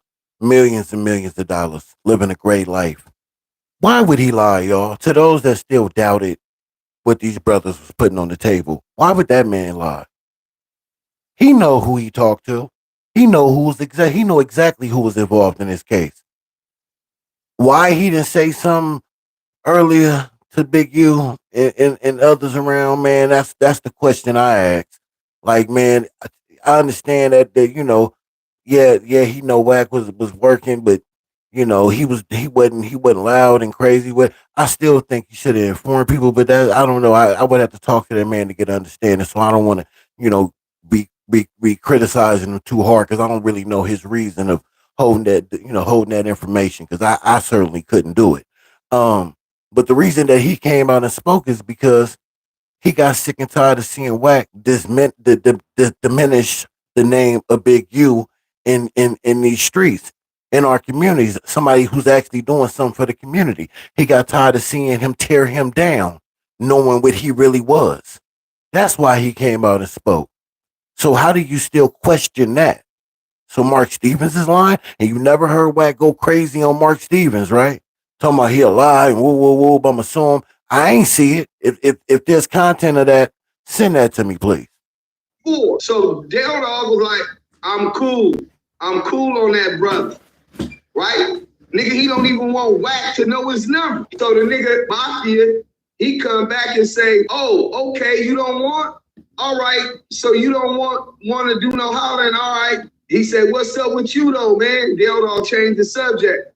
So the dude Mafia style say, what we'll talk, man, you know, I just need to know, man, you when I talk to Back, which is Wack 100, I'm just gonna tell that nigga, man, oh man, well, you know, homie, you been on the phone with dude, and you know, like basically you been on the phone with Stutterbox, and you know, like, you know what? I'm saying you right, man. No telling what lies he told a nigga on the phone. You know what I'm saying? So they already own Stutterbox and Wack 100. And then also this Dog. And then when you call the dude, you make the dude talk about certain stuff on the horn, you know? You know that's what they got going on. He talking about Stutterbox. Just like he told Deuce Sims he was gonna sue him or sue World Star. Whatever happened to that lawsuit with World Star? If he was gonna sue Mark Stevens, what happened with that? Just like Deuce said, he couldn't do that because then he would be exposed because he know who he is. But why wouldn't he be in y'all rooms and shit? Y'all don't hold that man accountable for shit like that. Put him on the spot. Oh, I know. He got snipers. he got rat snipers. You know, as soon as you get to talking, pow, pow, pow, pow, pow, taking your ass up out of there. Oh, I know. Echo chamber. It's hard to get to a nigga who's in an echo chamber. Somebody has said, you know, why ain't nobody in Cali, you know, ran up on this dude that did something to him if he's this or he's that. There's a lot of reasons, but one of the most common one to me is, nigga, he ain't to be found. He ain't to be seen. Plus, he working. Who running up? And I don't know too many niggas, and I know some real niggas. They ain't just gonna run up on the police. You know what I'm saying? Yeah, they ain't running up on law enforcement like that. They ain't trying to have smoke with law enforcement like that. But you know, to those that be asking them stupid ass, dumb ass questions, why niggas ain't did nothing to the nigga? You know what I'm saying? At the end of the day, I don't give a damn what that nigga is. What he eat don't make me shit. I wouldn't sit on the phone with him, do no business with him. I wouldn't be around him. So him being a rat, that's something he got to live with, look in the mirror with, and live with every day. You know what I'm saying? It's what he do on social media to people who are here really trying to get ahead in life and leave their family, you know, some relief. You know what I mean? That's really trying to build it and do great things out here. How he tear them down, you know, by doxing them and using information against them when he's sitting there knowing what he is the whole goddamn time. See, that's my issue with it all. You know what I'm saying? The fact, like, for an example, I hate to keep using it, but you hear Deuce, you know, he called Deuce a snitch, which was proven not to be true. Somebody that's out here that's a pillar in his community doing for the people. He throws shit out there to tear that man down. And then he got reach. So shit like that stick. And if Deuce couldn't prove it the way he did, then you know that could jeopardize him in relationships in this game with people. Because, you know, there's still real niggas out here in these streets, man, that live by the code, whether they gang bang or not. You know what I'm saying? You know the code. Stop being a motherfucking tattletale, nigga. What you telling all the goddamn time for? You ain't got to be from a hood to abide by the rules, by the code. It's a real code in our community for a lot of reasons. Shit. Can't trust these people that police our community. So you think we're gonna be out here telling y'all niggas the truth or telling y'all what's going on? So you can go catch the person and do something to him? See, that's the shit that this man has signed up for. And is promoting and supporting and getting paid by.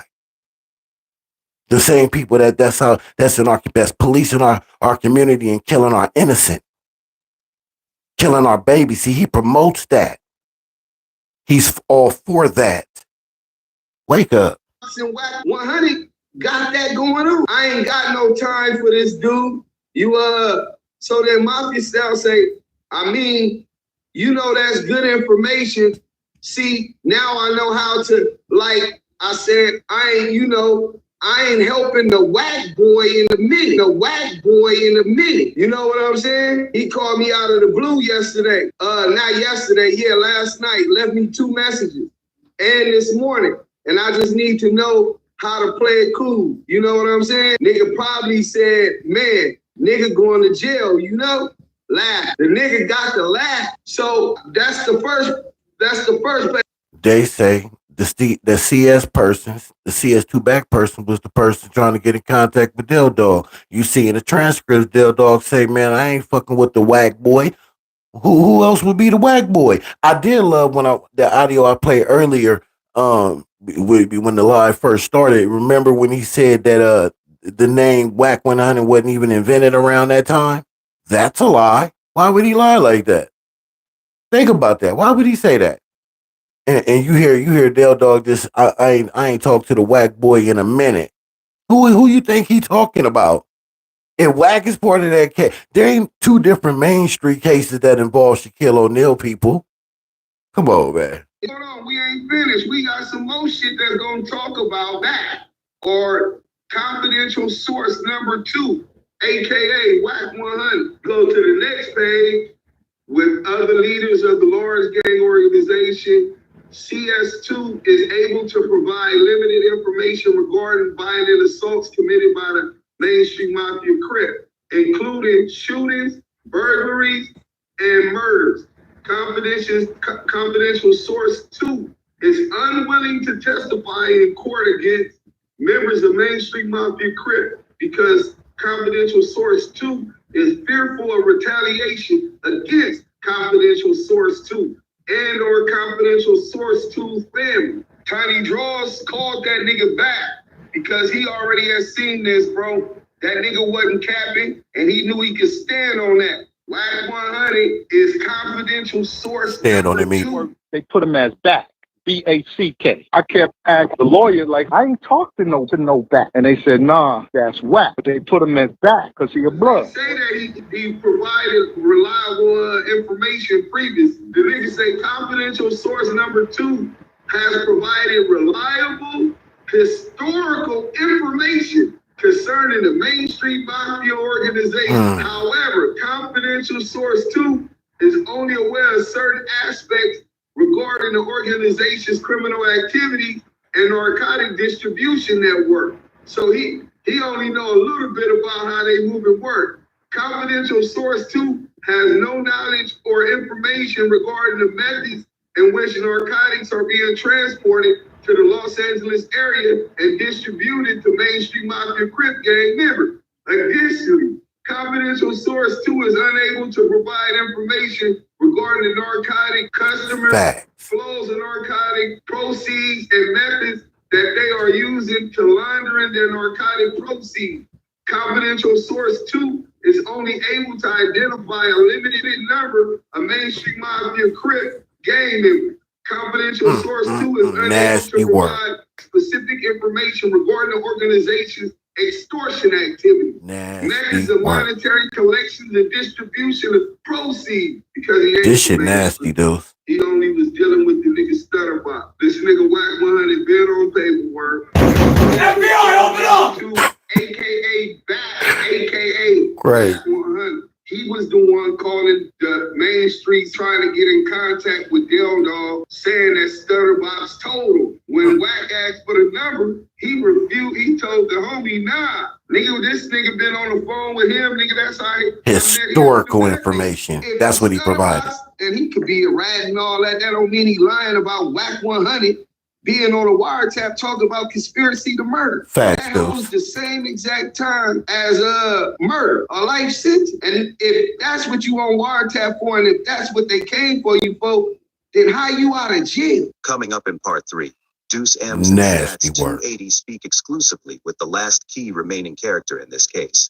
And the person Wack 100 directly calls on the wiretap, according to the paperwork. Money Mark Stevens, in this bombshell interview, Shaq's business manager, Mark Stevens, exposes Wack 100, a.k.a. Cash Jones, the former Death Row affiliate and Pacoima Piru blood, as a confidential informant for the FBI, with detailed, corroborating evidence and paperwork that leaves no doubt that Wack 100 is in fact confidential source number 2, or CS2BACK. Nasty work. FBI, open up! Nasty work. So yeah, look, man, so we're going to go to part 3 right away, man, and listen to this. And this is Mark Stevens, again, an accomplished man, sports agent for Shaquille O'Neal back in the day, probably other players, millionaire, well accomplished. Don't need to come down here with us little folk and lie. Why would that man come out here and lie like that? Come on, man. Let's get to it, though.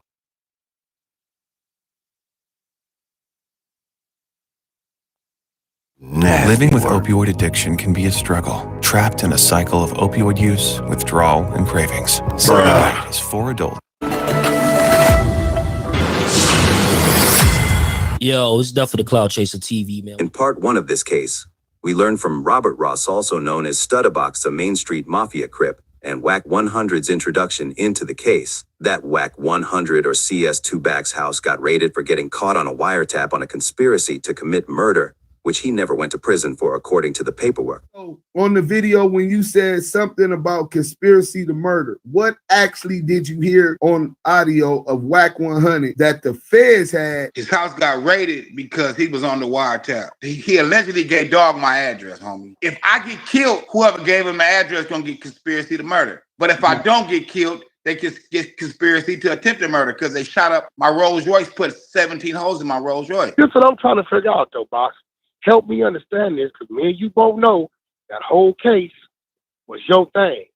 What is Mark saying I had to do with the case, bro? Wack, listen, in the paperwork, it said you tried to call Dog, remember? I tried to and he call won't take Dog. your call. And I couldn't tell you, because they said when Dog called you, his phone was hit. That's how they got on your line.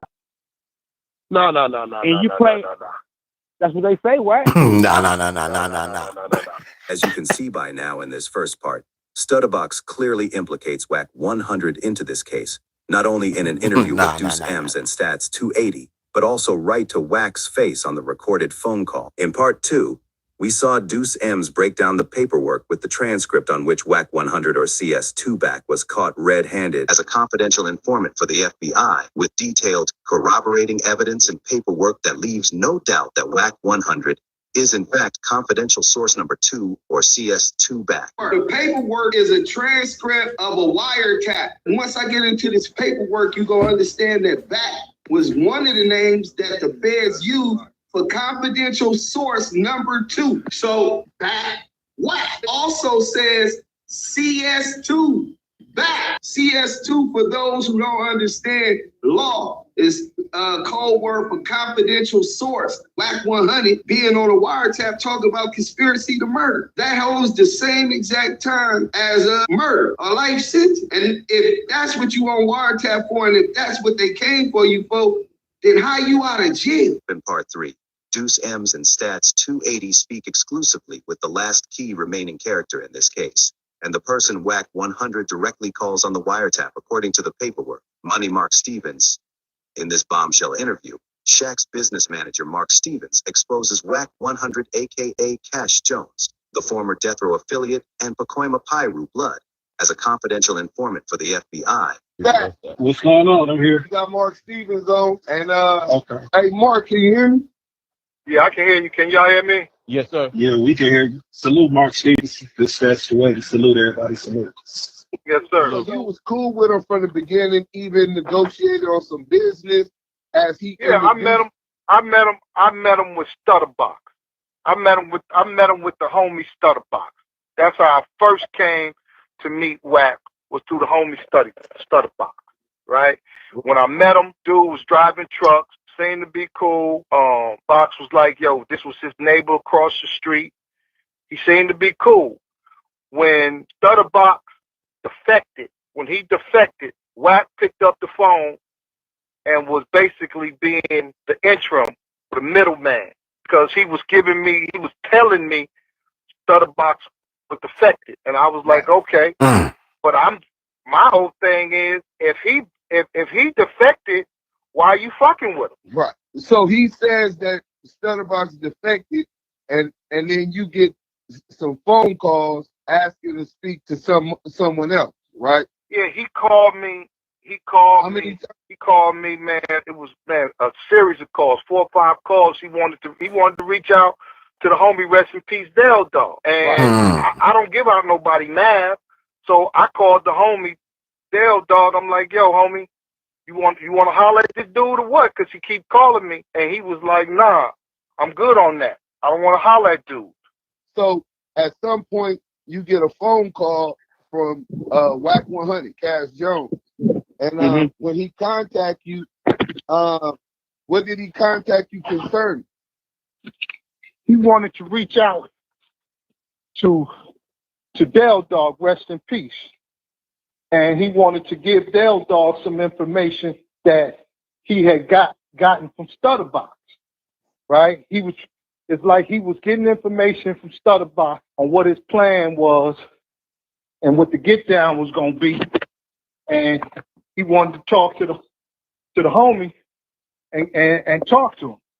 And dog wasn't getting on the line with him. And he kept blowing me up because he wanted me to get him on the line. Right. Smart man. Rest in peace to Del Dog, man. So he's talking about the phones is being compromised. Is that one of the things that he told you? Well, the homie Del Dog never trusted dude. You follow me? Right. So Smart man. Dog didn't know was the lines compromised or was they wired up for sound or not. He just wasn't gonna chance it. You follow me? Right. But it was later on. It was later on after they took the case to they was taking it all away because the homie ain't had no choice. You know, he was facing a life sentence, so he had to take it all away. And with all the lawyers that was involved, they was able to get the discovery, and that's when we found out that the lines was compromised. And as soon when you get the discovery, was part of that the actual wiretap the whole transcript. I got the whole transcript. The whole transcripts of the whole wiretaps. And do you, in that paperwork, do you see your conversation with Cass Jones in them transcripts? That was the initiating. When they started recording. Right. And how did they refer? That's when they started recording. Cass Jones, and the paperwork they put him as Back, BACK. And correct. I kept asking the lawyer, like, who the fuck is? I ain't talked to no Back. And they said, nah, that's Wack. But they put him as Back because he a blood, so it's Back. And I said, oh, okay. And was this Back also referred as confidential source number 2? Yes, sir. Correct. Well, man, I'm glad that the truth was able to come out. And it's sad. But bigger than that, homie, right? I watched dude, man. He said some things about the big homie Shaq, that wasn't true. He said some things like he been trying to destroy the big homie Big U name. And I'm seeing and watching this, and I called the big homie U. We was talking. I said, yo, when you get into Atlanta, man, come see me. Because I had what I had for years. And when I gave it to the homie, I said, man, you read it. Because it was a big-ass textbook of shit. And the homie just sided with what was right. He said, I can't fuck with dude no more. And that was the end of that. Until Wack started attacking, and that's when Wack started attacking him with false allegations and all of this online weird shit, right? Correct, because the homie Big U asked me why I didn't fuck with the nigga, and I said, when you pull up, I'm gonna show you. I want you to read it. And when he read it, he was like, oh, okay, I see why you don't fuck with the nigga. I can't fuck with the nigga. And that was it. Wait, how long was it from when you first got it that you let you in Atlanta to show him the work? I got the paperwork from the attorneys probably in, I want to say 12 or 13, because it was a series of, remember the incident happened in 06, 07, but Box had went to prison. He caught a drug case, so he went to prison, and they waited to almost the last month of the statute of limitations to go get the homies from Main Street. Right. So it had been about a 5-year period from the time that had happened to the time that they came and got the big homies. And then once how did you feel about you waiting that long now? Well, he chastised me, and I never, one of the things, bro, and it's like it's the slippery slope, as people say, right? Like on one end, Wack, the nigga, he wasn't doing no harm, right? He was just trying to move around and be the tough guy. Okay, cool. You know what I'm saying? My whole thing is, okay, that's what you want to do, cool. But then it went from that to, I heard what he was saying about the big homie Shaq, and then I heard what he said about Big U, and Real quick. See, that's why it's so important to expose these rats, bro. It's not just about putting them on Front Street or putting them on blast. You know what I mean? They get a little money, a little recognition, a little power, and they do this. You know what I'm saying? They think they bigger than the program. Shit crazy. That's when I picked up the phone. I said, hey, you, man, I want you to read something, man. And then once you read it, once you know, you know. That's Quran. That's the Holy Quran. Once you know, you know. You're accountable for what you know. And when he read it, he said, okay, I see why you don't fuck with dude. I can't fuck with dude. And that was it. Let me tell you something, man. I probably haven't seen nor talked to Wack in years, you know. And, you know, I wish everybody success and happiness, but not on the basis of lies. Right. You know, and not on the... And really indicative of your character, Mark, because you have a whole campaign publicly of a brother that's heavy in our community positively, helping get these kids graduated from school and into football and all of these other positive things. And he smut his name through the mud just because he decided not to deal with it. And brother, well put. Look, I call the homie Big U all the time. I call him the naked truth. And he always be like, why you call me the naked truth? I said, because Wack is the well-dressed lie. Bitch, I'm naked right now. You know, it's an old parable about truth and lie when swimming. And, bitch, I'm naked you know, right now. lie jumped out the water and put on truth clothes. So you had a well-dressed lie, but then truth got out the water and it was naked. So you got the naked truth that's trying to run down a well-dressed lie. Feel what I'm saying? Throw it right. That's the coldest line, boy. That shit stuck to me when I first heard it. The naked truth chasing down a well-dressed lie. Big U is the naked truth, and Wack is the well-dressed lie. Cold quote. I can hide his hand. Right. That's a familiar tactic that he used. But we needed to get the truth where truth appears, falsehood disappears, man. And I wanted to hear that for myself, man. Man, hey man, I appreciate you, man, and you know, God bless. But like I said, man, you know, it's a lot of things is just a well-dressed lie. That's all I can say. Right.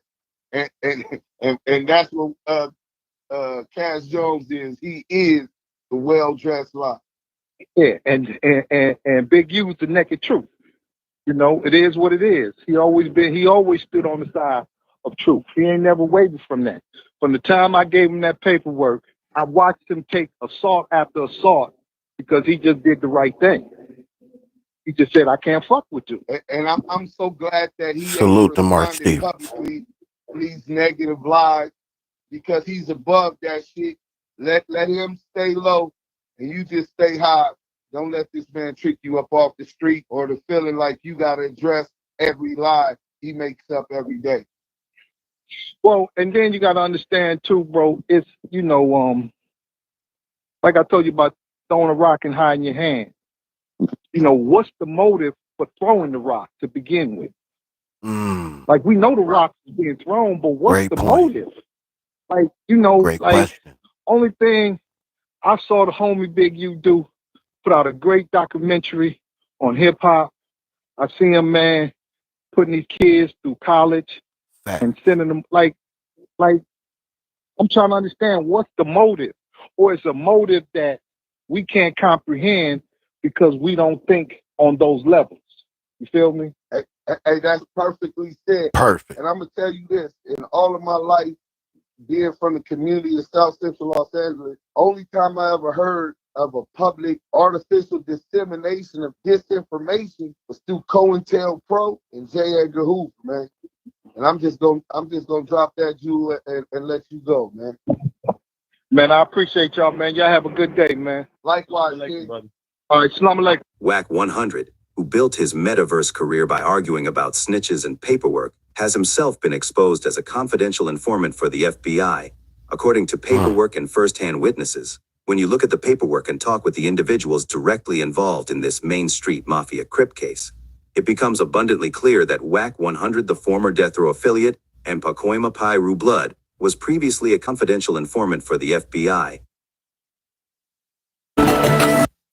Yep, that's the end of that clip.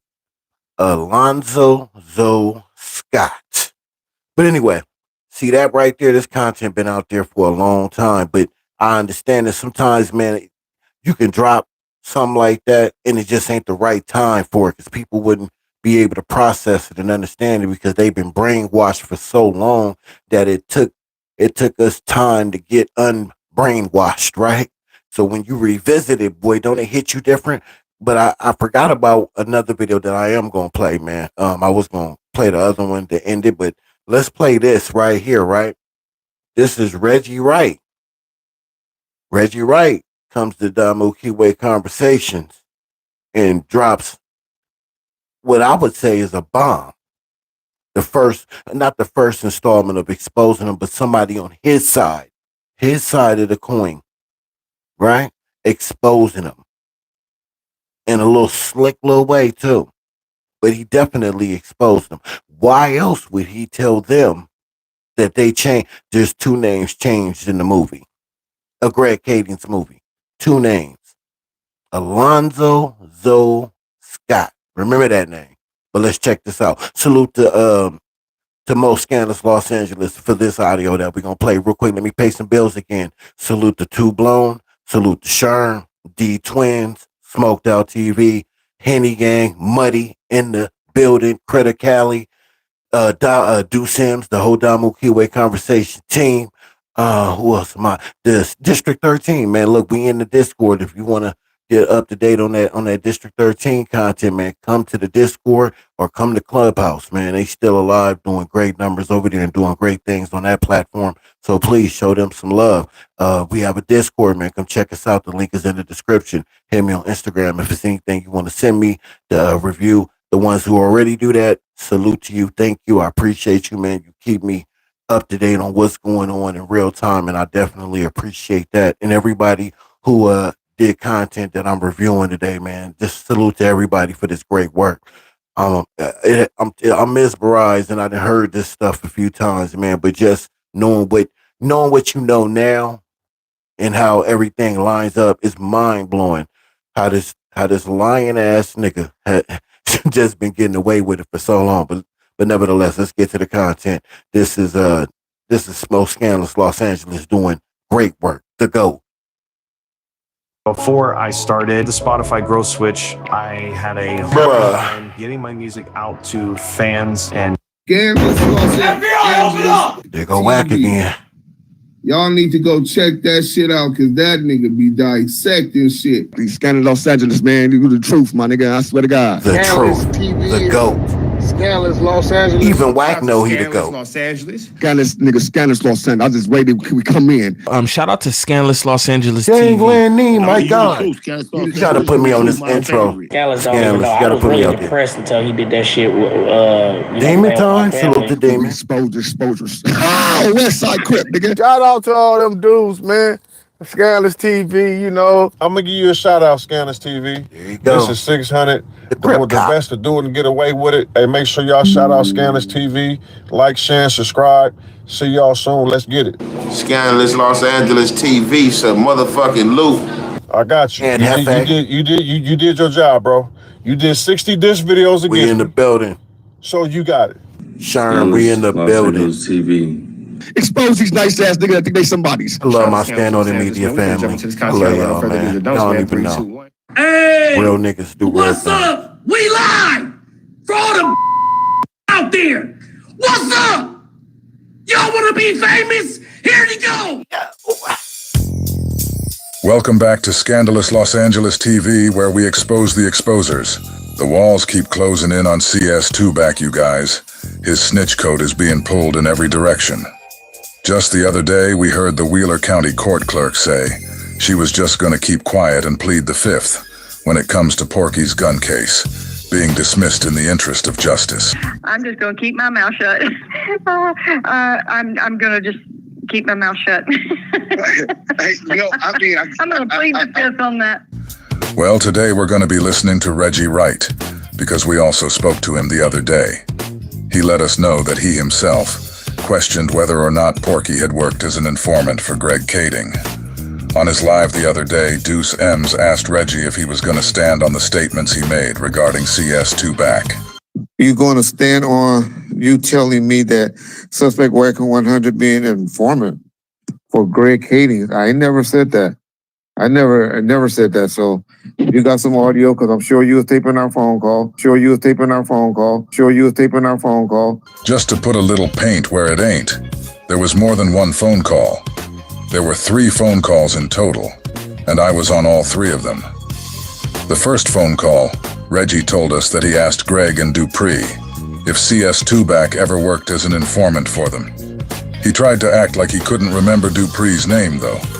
At any rate, Reggie said he asked them if Porky worked as an informant for them, and Reggie insisted that Greg and Dupree emphatically tried to convince him that, no, he did not. The conversation went on for about 2 to 3 minutes, and out of nowhere, without anyone asking him, Reggie said, "Do you guys want to know why I believe that Wack might have been an informant?"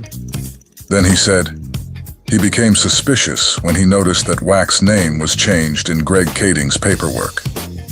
He didn't say Greg's movie, he said Greg's paperwork. Before anyone could ask him the obvious question, which was, what was the name changed to? Reggie said, I don't know what his name was changed to. That was on the first call. The second phone call, Reggie said that Wack's name was changed in Greg Kading's movie. Remember, Reggie said all these things to us, believing that he was being recorded, which means he wanted to make sure that this info came out about Porky. Because I know how you do, and I have never said that he was an informant. Well, you use the word suspect. I did. Okay, let me just clear that up then, since you want to talk about it. I've had ex-cop friends of mine was Wack 100 an informant on that case because I noticed in the murder rap, either the book or the movie or something like that, or maybe Unsolved, that they changed his name. And he was one of the few people whose names got changed in the show of either Unsolved or Murder Rap. And they didn't use his name. And I think they didn't change, they didn't put Stutterbox's name. So Stutterbox, Wack, and Teresa Swan, they changed their names. And they didn't use his name. And I think they didn't change, they didn't put Stutterbox's name. So Stutterbox, Wack, and Teresa Swan, they changed their names. What lady? Teresa Swan. She's one of Suge's baby mamas. Mrs. Swan, we've got a search warrant. You want to tell me what this is about? You're in a shitload of trouble, Teresa. So as you guys just heard, Teresa Swan's real name was used in the movie. When we spoke to Reggie the second time, he told us that there was only 2 people whose names were changed in the movie, and he told us that CS2BACK was one of them. Hey, how about some good news? Yes, please. Got a new informant courtesy of Justine's friends at the Bureau. Might have some info on Suge. Your friends tell you any more than that? They say he's come through on some things, but I'm still vetting him. Name's Percy Locke. The woman that brings up Stutterbox is also the woman that CS2BACK was talking about when he said he met Stutterbox at Stevie's, and he brought an undercover FBI agent with him, talking about kilos of cocaine. I'm being Hold recorded on, Box. talking. Get the paperwork. Box, check this out. If you had at Stevie's that night, when I went up to the federal building with my attorney to get my files, they was there in flat jackets, bro. That's a fact. The light skin was in there with a FBI flag jacket. So I don't know who had what, but I didn't care. They're talking about she out here to meet with Suge. Now, y'all see right there where he just is a liar. So he went up there to get his files, but we heard what he said earlier, right? He was brought up. He got so many different stories of what happened when he went up there to that Wilshire building. That should have been red flags right there, bro. I'm telling you, when you listen back to this shit, it's mind blowing how many holes in his story and we just missed it. He's good at what he do, but he ain't that good, man. We just got to start trusting in people like that so much. That's a fact. I mean, meet with some nigga to get some birds from New Orleans. I had a Suge plug. I went to valet. I went to the fake bathroom, hit the valet, Box, you called me, asking me where I was at. Did you not? Where you at? Yeah. Box, started talking greasy. I got up out of there, homie. I told you that. Wack, they faked his ball fight. They had me thinking you was trying to line me with a dog. They played both sides against the middle, Wack. And I told you I was trying to wrong for line that. you, nigga. They played both sides against the middle. Stutterbox went public and admitted that he went to the police to put some protection on his family after he was kidnapped, robbed, and pistol whipped. What Stutterbox has not went public and said, though, is that he was working with the FBI to help them lock up Marion Knight. He's never publicly admitted that he brought an FBI agent with him to meet with Porky. He told us that he went to the police after Del Dog had him kidnapped. And I almost lost my life. My wife almost lost her life. My Rolls Royce got shut up like 30 times.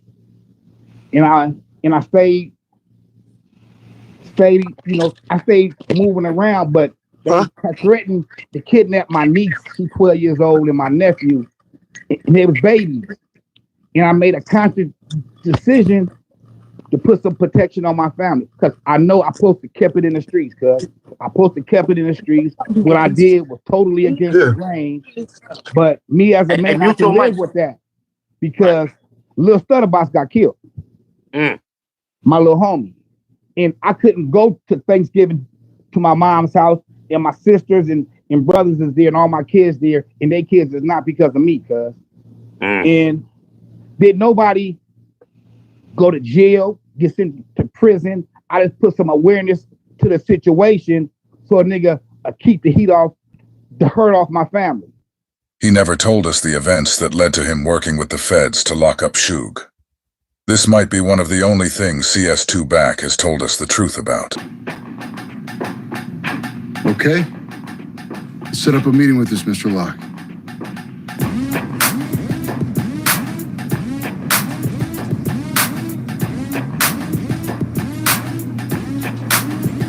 This nasty work, man. Hey, hit that like button, man. Share this live, man. Let's run these numbers up, man. I appreciate y'all. I never asked. You know what I mean?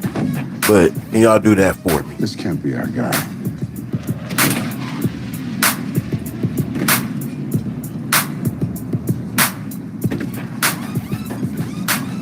Detective Kading. Kading. Darren Dupree. Nice whip. You gonna take it for a spin? Some other time. Have a seat. So, Percy, we hear that you can tell us what Suge Knight's been up to these days. It ain't music. Tell you that. And what is it? So, just for y'all that don't know, this is a reenactment of the movie that is describing what happened in that event where they interviewing, they asking Stutterbox and Wack 100 questions about Suge and etc. So this is a reenactment of that. So this is Stutterbox and this is Wack 100 Alonzo Scott in the scene. That's what this is. Drug game. Suge in deep. In deep's not gonna cut it. We need details. They moving kilos. Colombian coke through Mexico, up and down the West Coast. For proof, you go check into that truck driver that he done partnered up with. Truck driver that he done partnered up with. Truck driver that he done partnered up with. What's in it for you? Oh, I did a lot of dumb shit when I was a youngin'. I'm just trying to make it right. That and you get 10% of whatever cash we confiscate. That and you get 10% of whatever cash we confiscate. Really? Detective Dupree just told Stutterbox that he gets 10% of anything that is confiscated from CS2BACK. So Greg Kading is saying to everyone watching his movie that Stutterbox was being paid by the feds to set people up. Stutterbox did tell CS2BACK that Greg Kading's whole movie and book was a lie. Box should do an interview explaining to all of us exactly what happened. The point of all of this is to show you that Greg Kading, for some odd reason, changed Stutterbox's name from Robert Ross to Percy Locke. What's this truck driver's name? What's this truck driver's name? What's this truck driver's name? What's this truck driver's name? What's this truck driver's name? What's this truck driver's name? Alonzo Zoe Scott. Alonzo Zoe Scott. Alonzo Zoe Scott. Criminal history is minor, but he has been linked to the Bloods, which arguably links him to Suge. There's nothing in this guy's jacket that yells dope smuggler. True, but he does own a big rig. Which could just be for trucking. What do you think? Well, we already know that Sugar's a two-time felon, so if we can jam up this guy Zoe, get him to flip on Suge, then that's strike three. If we can jam up this guy Zoe, get him to flip on Suge, then that's strike three. If There were no arrests made other than Cash Jones. we can jam up this guy Zoe, get him to flip on Suge, then that's strike three. Puts him in the crosshairs of life in prison. Leverage like that, he might just tell us what happened to Biggie. Because of this, a man with a background in law enforcement like Reggie believed that CS2BACK was an informant. So much so that he went to Greg Kading and asked him.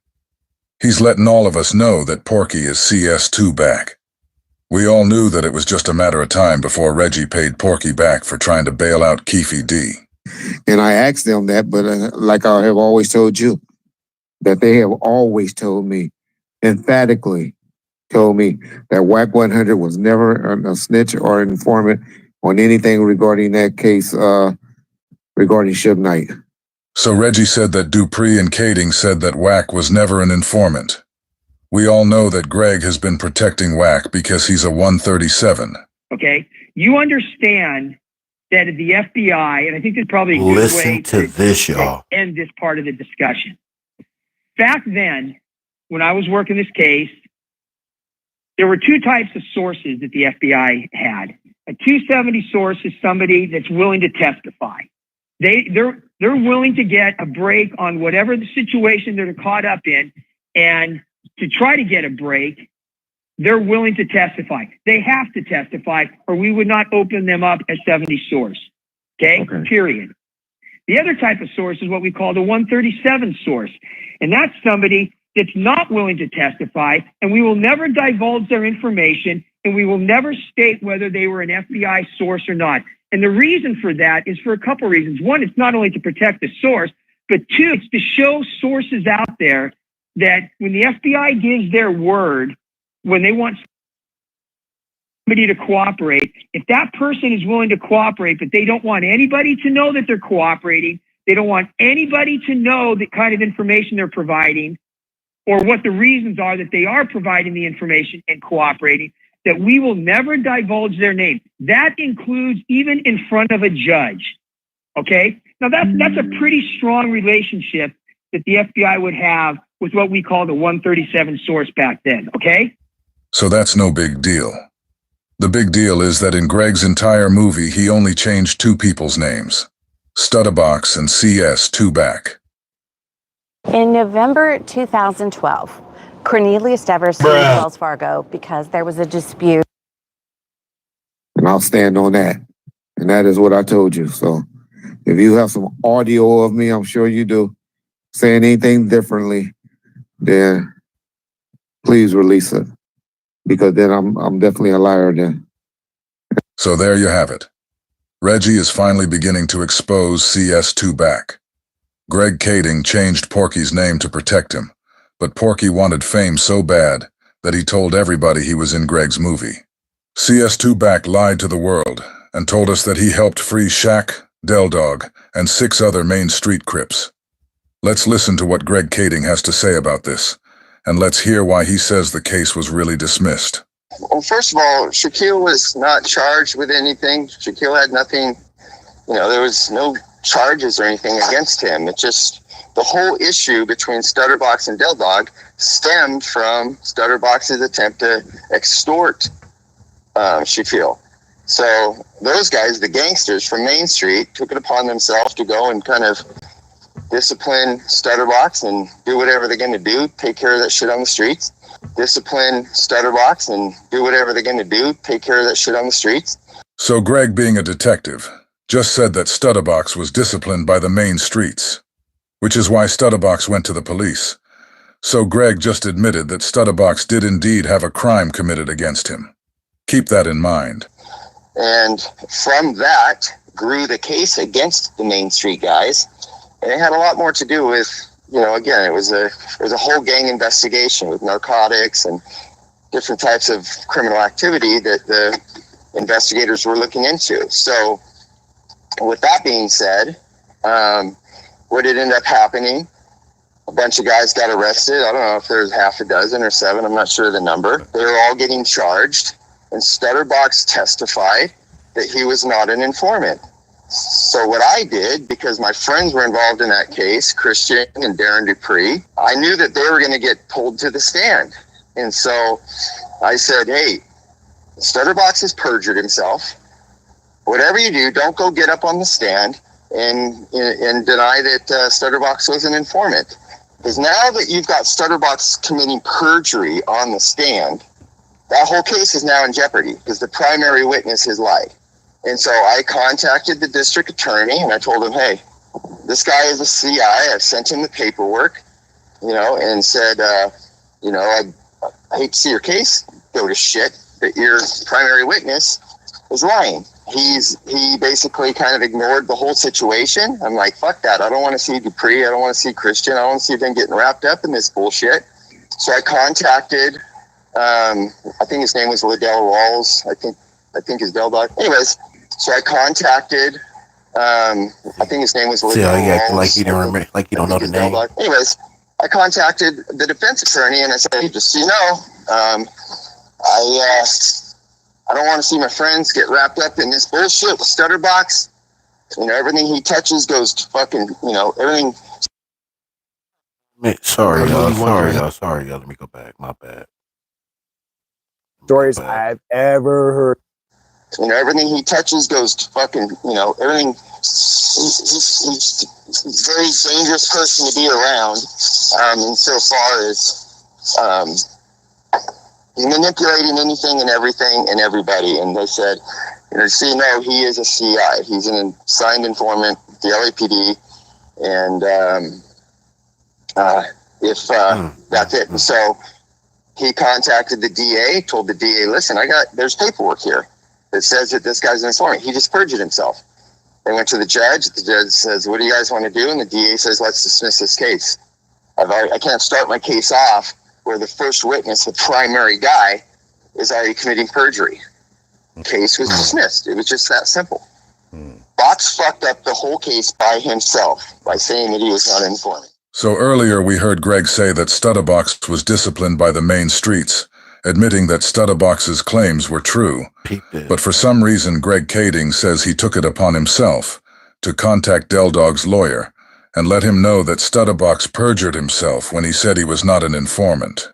Greg said it was a whole gang investigation, but he didn't want to see his friend Dupree and Christian have to take the stand. I'll let you guys come to your own conclusions on that. Before I end this, I do want to ask Stutterbox a few questions, though. First question is, what did you do to make Greg Kading hate you so much? He admitted that you got disciplined, but also admitted that he went out his way to make sure your case didn't go through. I thought police wanted to put so-called criminals in jail. For some reason, he didn't want the people who committed a crime against you to be prosecuted. Instead, he wanted everyone to know that you were a signed informant. We all can see how much he protects Porky. Why does he treat you the total opposite? Second question is, when did you start working with the feds to lock up Suge? Next question is, when did CS2BACK move across the street from you? Or did he live there before you did? Last question.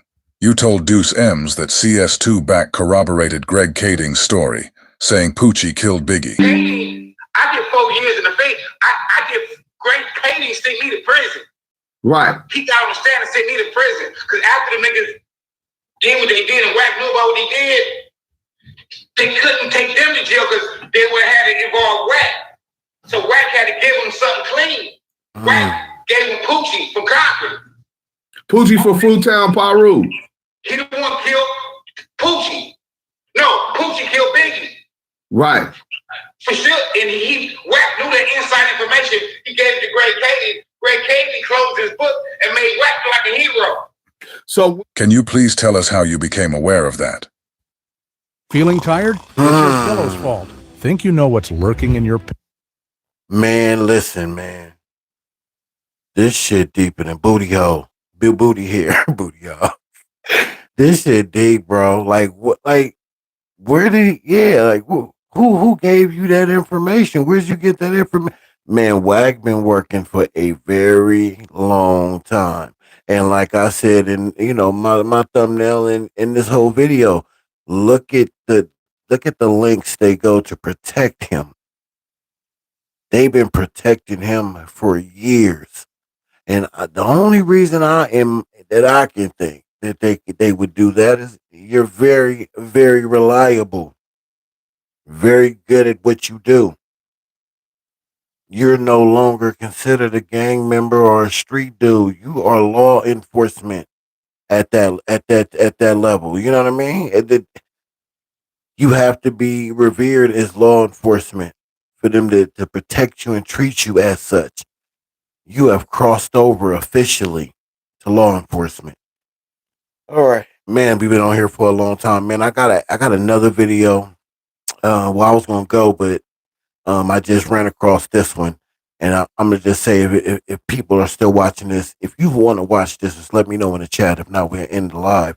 But this is critically acclaimed. Explains why Wack 100 ran out of his show. Remember when Wack got smacked in the head?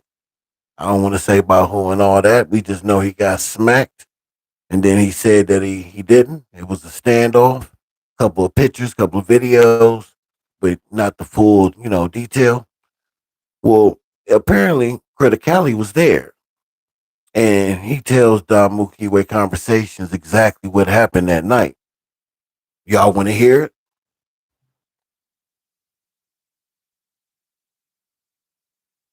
Especially if you haven't heard it already. And then we can go.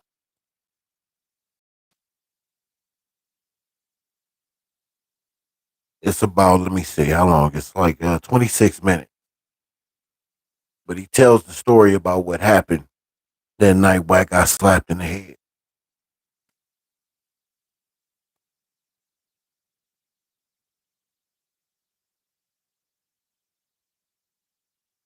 Well, I think I'm just I should go live and just do that video by itself, man. Because I heard it. I already knew what happened, but I got to hear from somebody else that was actually there and tell it, and it's very consistent to what I've heard. And I've heard that story about 6 different times by 6 different people. Crazy. We're gonna go ahead and play it, man. Let's listen to what Criticality says happened that night. Let's check it out. I was really wondering how we got here. Hell, I was wondering the same thing too. You see these crooked people in power? It's not only trying to destroy our community, it's trying to destroy our culture as well. I'm here to introduce you to the struggle through our eyes. Welcome to the TD and Critter story.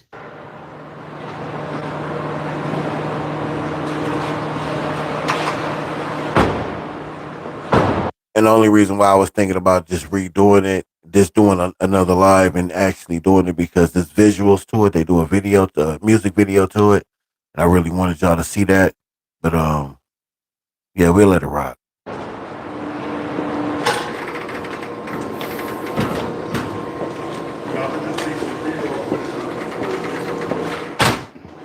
This nigga, I really want him. I want him. This little motherfucker ain't shit. I'm trying to tell you. If we get... No, matter of fact, fuck that. We're going to do this right. I want y'all to see it. So I'm going to pause it, and I'm going to go right to it. Then we're going to watch it.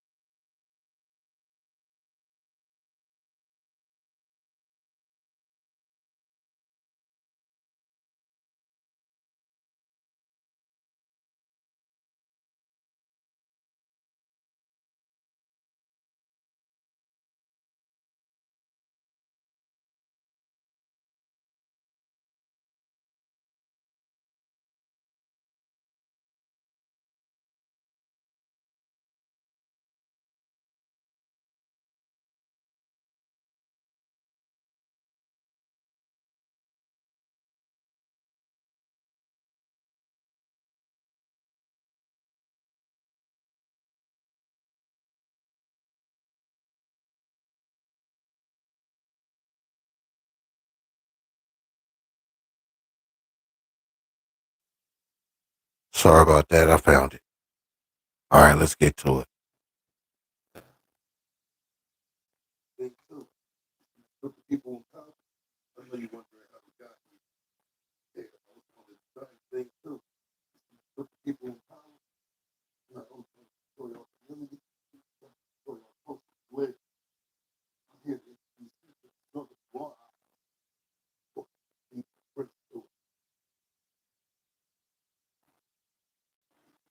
Let's get it. Salute to everybody out there. Stand on the media, man. We in the building. We ain't going nowhere. Just know that. Salute to everybody that supported, man. Watch this live. Thank you, everybody that has subscribed today. I appreciate that from the bottom of my heart. We're going to keep growing. Let's go.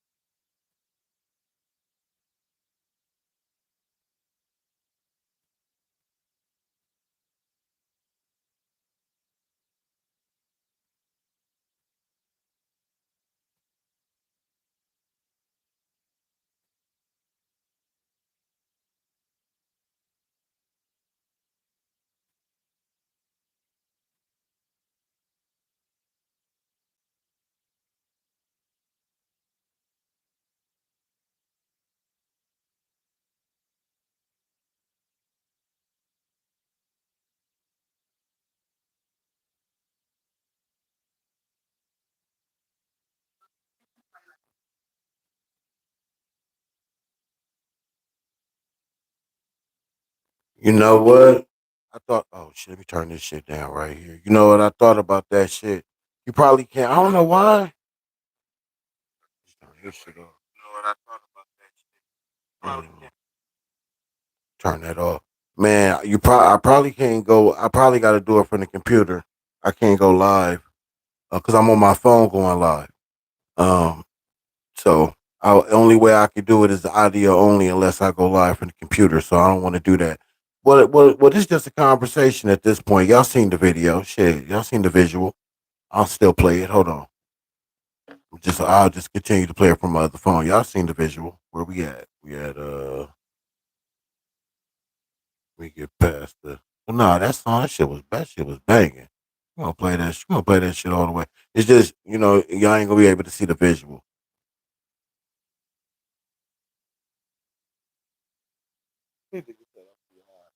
Nah, no, I thought you know what I mean. Like you gotta have you gotta have like software or something to go live on YouTube.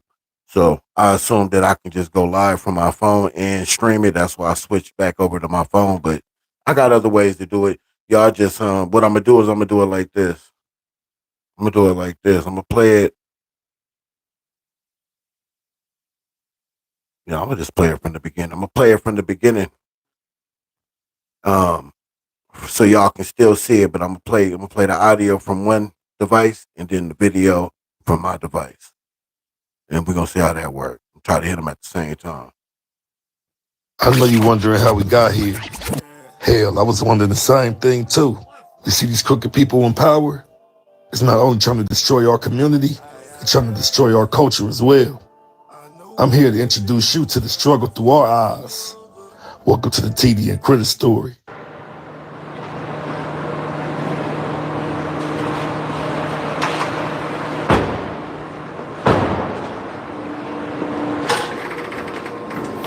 Y'all can hear it now, right?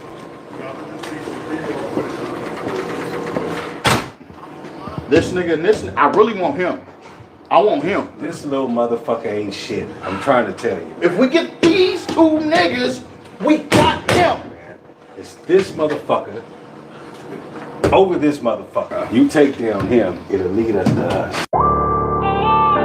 Yeah. Fuck, man. Damn. That's work.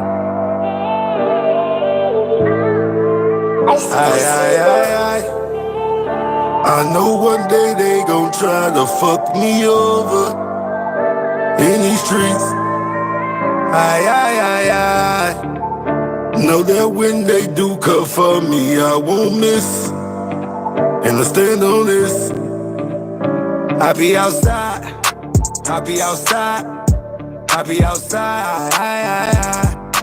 I be outside. You know I'm gon' slide. I be outside. I be outside. What's up, boy? Come on, man. All right, man. Y'all got me, man. Damn, man. Come on. Give me. Come on, man. Damn.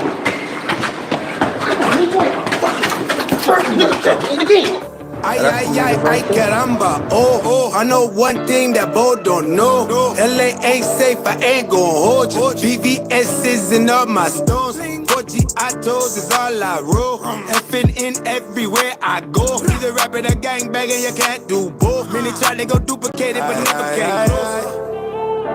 I know one day they gon' try to fuck me over in these streets.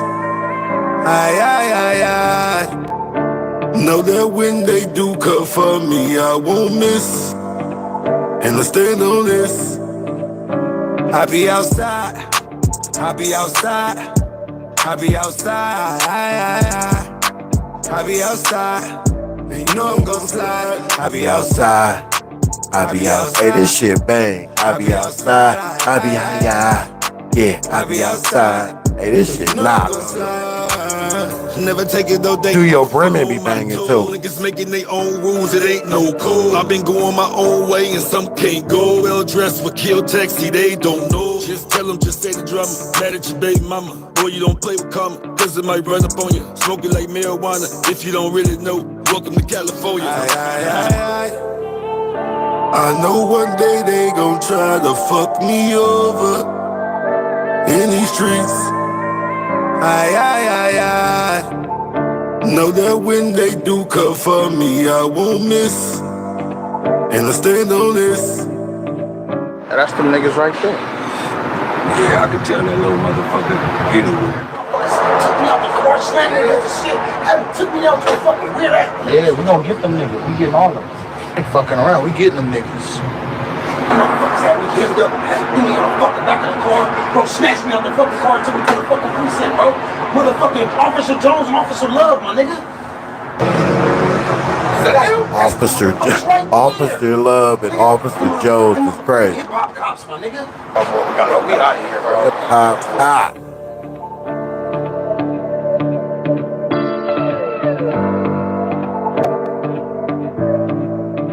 Man, salute to him, man. Go show him some love. Go support Criticality, though. That song was fire. Welcome back Run to them numbers Scandalous up. Los Angeles Salute to TV, Scandalous Los Angeles and the whole team. Let's get it. The world-famous Criticality acclaimed. I rock these Cubans like I made it up.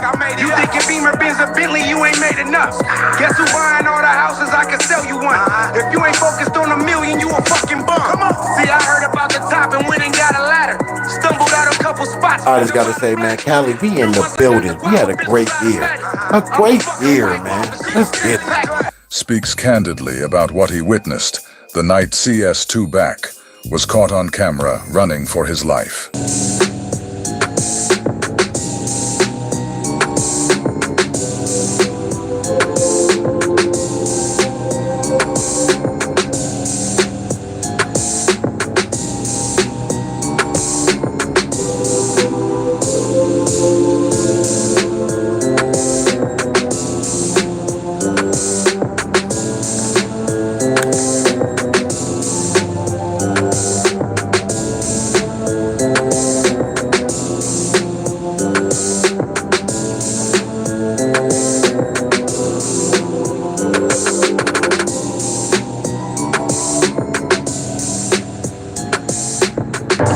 Knock it off, bro.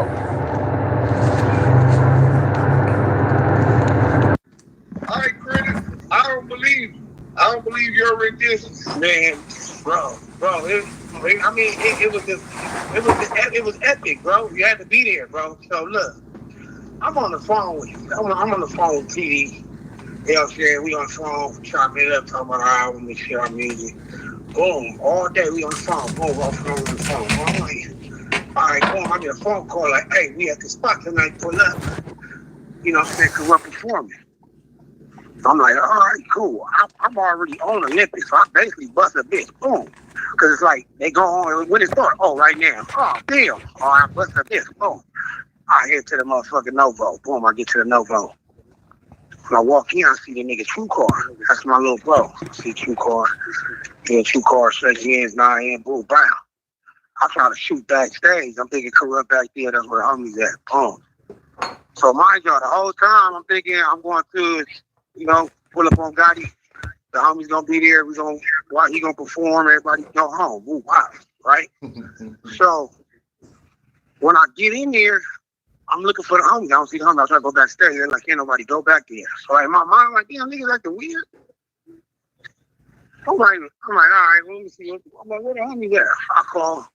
When I call, I'm like, where everybody? Like, oh, they at the bar section. Boom. So I get over there. I see the homie.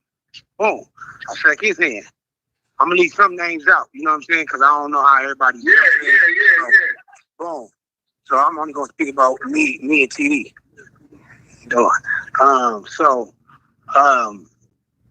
When we get there, boom. So I see the homie. I shake his hand. Shake the other homie hand. Boom. We chilling. We leaning against the wall. I look. The nigga I'm next to is TD. I look at TD like, nigga, you didn't tell me he was coming out here. He got his hat low, right? All right. He like, yeah, he laughed. I'm like, yeah, nigga, you didn't tell me he was coming out here, nigga. I just got off the phone with you, fool. He like, yeah. So boom, right? We go into the little bar area. We standing there, and I see this nigga TD stretching now. Oh, no. I've been around. I've been in a few fights. I've been in a few rumbles. I didn't have my time, right? When I see the homie stretching, I already know what time. So that's when it dawned on me, like, oh, corrupt performer with gang manager is right. Yeah. So I got on my $1,100 Gucci's, right? I got on my motherfucking Gucci. So I see the homie stretching that I get to tie my shoe, but the last thing I want to lose is my shoes. You know what I'm saying? In a rumble, you can be took off on and you can still on, you can fight back, right? So anything can happen in a rumble. So in my mind, I see the homie stretching. This nigga's on the pillar really doing the stretches though. Like the real, like he in the gym stretching, gang. Right? Yeah. So as he do the stretch, I tie my shoes. I'm like, fuck. The nigga Wack come running out. Oh, shit, nigga Wack. Everybody head starts sticking up like prairie dogs. So now I know, oh yeah, we on bullshit. Right? So now I just want, now when I look at everybody, you know what I'm saying? We probably like 36 inside the spot. So when I look at everybody, when Wack run by, he run by like a movie. It's like a little short nigga running, right? And the nigga got like 7 foot tall niggas with him, right? So I'm like, damn, that nigga got 7 foot tall niggas with him. So when he run by, it's like 3 niggas with him. When they run by, boom, they run by all the homies. Was one of them, does that include Kanye West and So his bodyguard? No, so when they first ran by, I'm guessing he went to go get Kanye. You understand what I'm saying? So because when they run by, it's only 3. When they run back, it's 5. You get what I'm saying? So I'm gonna break the Kanye shit down to you because Kanye at that time is not Kanye. You know what I'm saying? When I'm telling the story, Kanye is not Kanye. Kanye is just a nigga in all black boots with an all black jacket, all black pants with a black ski mask. So in our eyes, he looked like security. Right. You get what I'm saying? That's not a nigga he went to go get Kanye. That's not what I'm thinking at the time. So boom, when he run back by, it's 5 niggas now. So now the 30, so what he don't know is when he got through that last door, we was behind him. 30 niggas got up and we owned that nigga ass. Pause. No diddy. We slide, boom. So when we get this, because we not knowing that's Kanye West. So when we go straight, he must have made a right straight to the stage.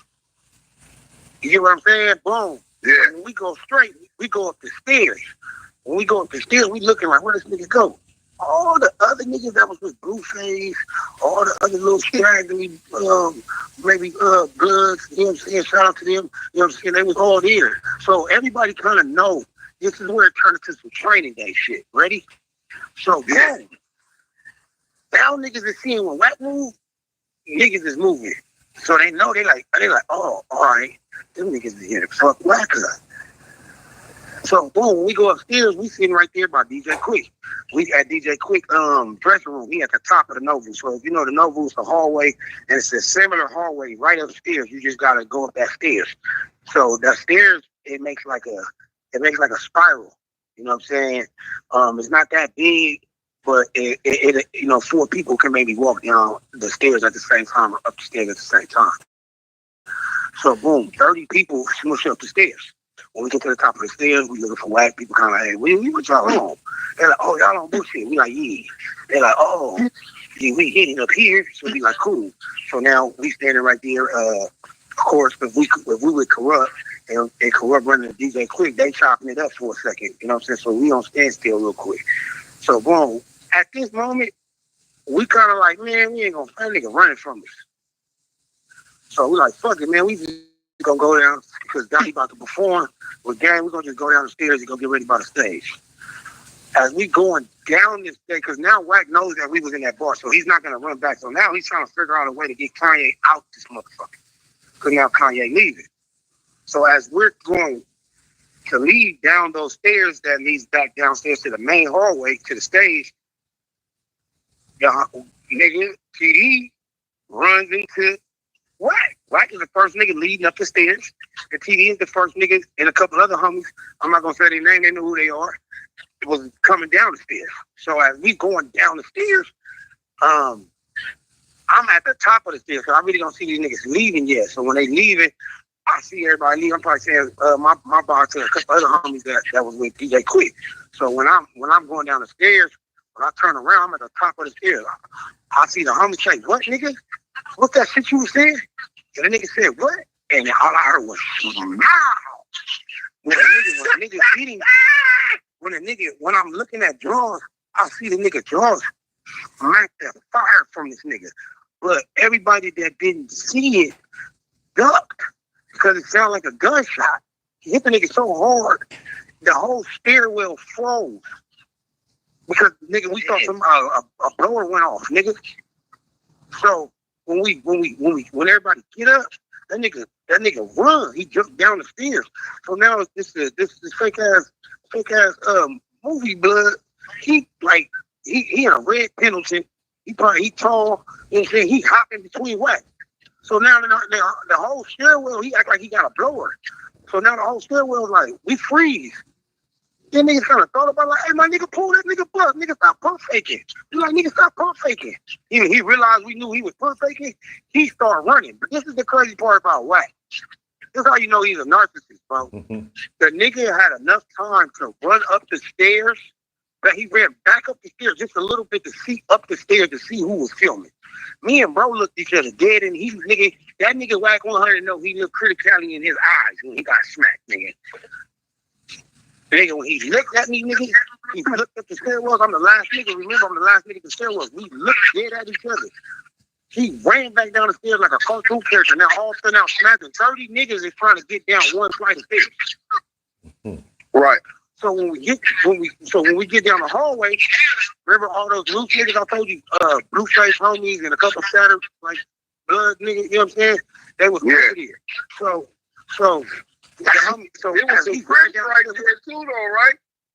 Yeah, it's Chris and blood because it's blue face people. Then you got some people that fight, but come to find out, I heard them they was like clubhouse blood. They wasn't even like real niggas. You know what I'm saying? But that was CEO Rakisha and them niggas was there. The other nigga, what's the nigga named Creep?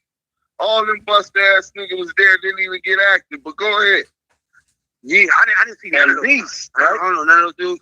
I don't know them. I ain't seen none of them, and they wasn't nobody there with him but a tall dude that was acting like he had a blower, but he didn't, and they ran for their life. And then, so what happened was, when we run down the stairs, boom, we get down the hallway. Everybody that was down the hallway that was supposed to be with Blueface and all the other people, they like not saying he went that way, but they doing the eyes and the head shrugs like he went that way. Right? Like they that ain't our shit. Get that nigga. We ain't they did him like training day. You gotta put in your own work, Lonzo. Right? So dude, boom. So when they must have got, so mind you, he's running with Kanye. Mind you, we don't know that's Kanye. I see a nigga in boots. He looks like a bouncer. You get what I'm saying? Right. We don't know that that's Kanye. That look like a nigga that holds the front door Habibi's down. You feel me? Right. That nigga look like a bouncer, nigga. So boom. So when we get down the stairs, we push to the stage. When we push to the stage, he must have told the niggas at the door, don't let them in. Nigga, it was a 170-pound white boy standing at that door, bro. You know that nigga had no chance of hit. So we smushed through there. So now he don't make enough money. Right. So now when we get to the backstage, we at the backstage. So now it's just Blueface. Is a couple other famous celebrities right there. A couple other old workers from 100 ENT. You know what I'm saying? They all see what's going on. There's a lot of people that was there that know what happened, and they're not gonna say nothing, but they know what happened. I'm gonna put them on blast. Was K-Boy here? Did you see K-Boy? K-Boy, yeah, I seen K-Boy. I seen OT Genesis. OT Genesis was there for sure. It was right there. You know what I'm saying? Right. And shout out to K-Boy, shout out to OT Genesis, my niggas. But you know what I'm saying? At the same time, they saw that, and when they seen that, now you got Wack.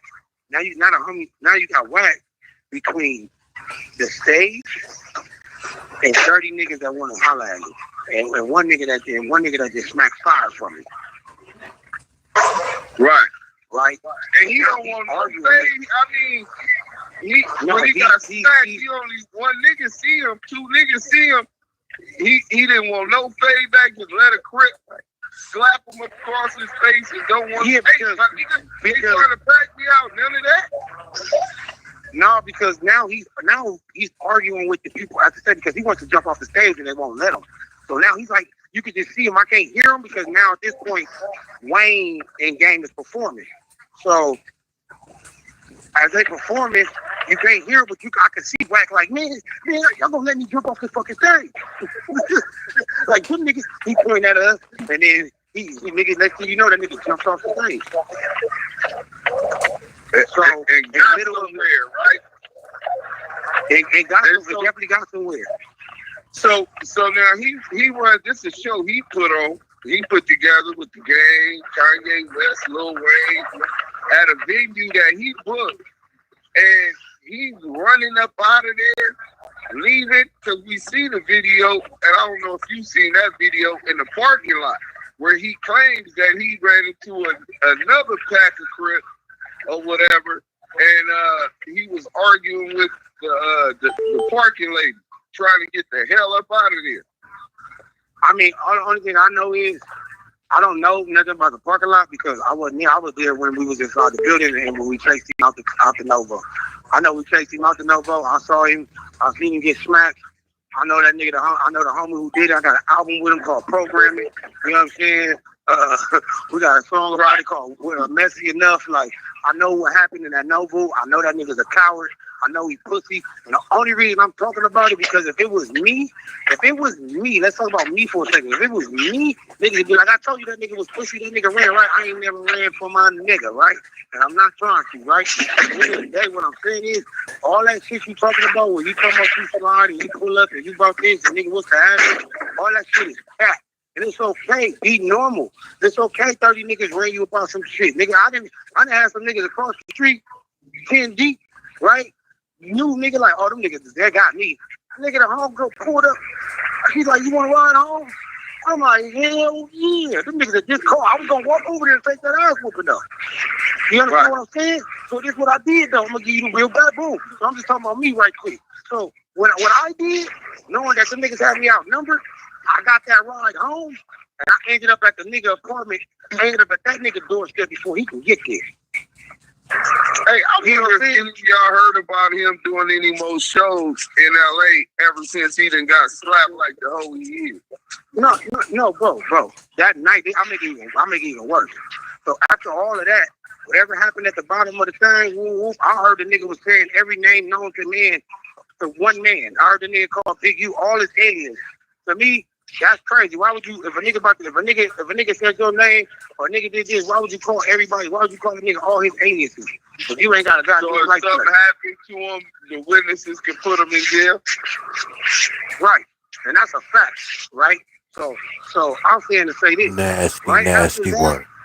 When you hear my bro Tony George having an encounter with Wack, and he say Kane went to the motherfucking strip club with us after that, that is a fact. We went to the club that is now known as the Boss Lady Swoosh Club, the day of old days our booth. Right after the Novo, after we smacked on that nigga, Gang came and hung out with us. Dang, no show. Nigga didn't want the Game went and hung out with them after Wack got smacked. Who's supposed to be his manager? That's a and then people, and then so if you notice, like I said, when Wack got smacked, he had just enough time when the dude acted like he had a blower to look up the stairs to see. So if you notice his rebuttal when Tony George said, nigga, I'm the nigga that put the paws on you. He said, nigga, I don't know you. He said, nigga, where's the video? Because he knew nobody was filming. So this is for the outsiders that's not from LA. He don't care if TD knew he was a pussy. That was already established. But it's just for these dumbass niggas that look up to him. He trying to save face. Yeah, there wasn't no tape, right? So this is what I'm saying, though. I want people to understand this, though, dude. If you ever go somewhere with your people and it's a hot zone and you pull your phone out, you need your ass whooped after that ass whooping. Yeah. So that's a no-go. Nigga, if any one of us would have pulled a phone out and in that moment, niggas would have been in violation. What? That's a Fendi fact. You understand that? Yeah. Everybody. And Wack know that. That's what he banks on. He thought somebody was recording his ass. Because it could have just been a chin check and niggas go about your business. You get what I'm saying? Sometimes niggas need to just get put back in their place. It don't need to be recorded. That's man shit. So that's what I think we having a problem with on this internet. We having a problem deciphering man shit and mouth shit. Yeah. That's a fact. You feel me? So when you look at a nigga and you say, hey nigga, why ain't there no video? Because real niggas ain't pulling out no video. Criticality, why you didn't pull it out? Because nigga, I wish a nigga would pull the phone out while we in some real shit. At least we thought it was gonna be some real shit. Wack, we came looking for a fight. Nigga, it wasn't near. I tied my shoes. I'm thinking we fighting. I thought it was gonna be a rumble. I really did. But it ended up us chasing a nigga like goddamn Mr. Buster. Where you at? Hey, scrap a lip. So I know you're what the fuck? What the fuck? Hey, boy, I'm about to cut that clip out. I gotta put that. I like that. We came looking for the fade. Like all them niggas you named, we came for that fade. Whoever them niggas is, whoever attached to that nigga, we wanted everybody that supported him that day to be there, niggas. And we was ready for whatever that was. But we didn't get that. Couldn't get to that when the nigga Jackie journeyed up out of his own show, bro. Yeah, what a pussy, nigga. Hold up, so this nigga left Kanye? Like Kanye, no one. Yeah, he been with Kanye. Oh, we just was with Kanye and nigga. Kanye, we just was with Kanye at the little listening party with him and Pineapple. Bro, wasn't no right there, bro. That nigga Kanye know what happened.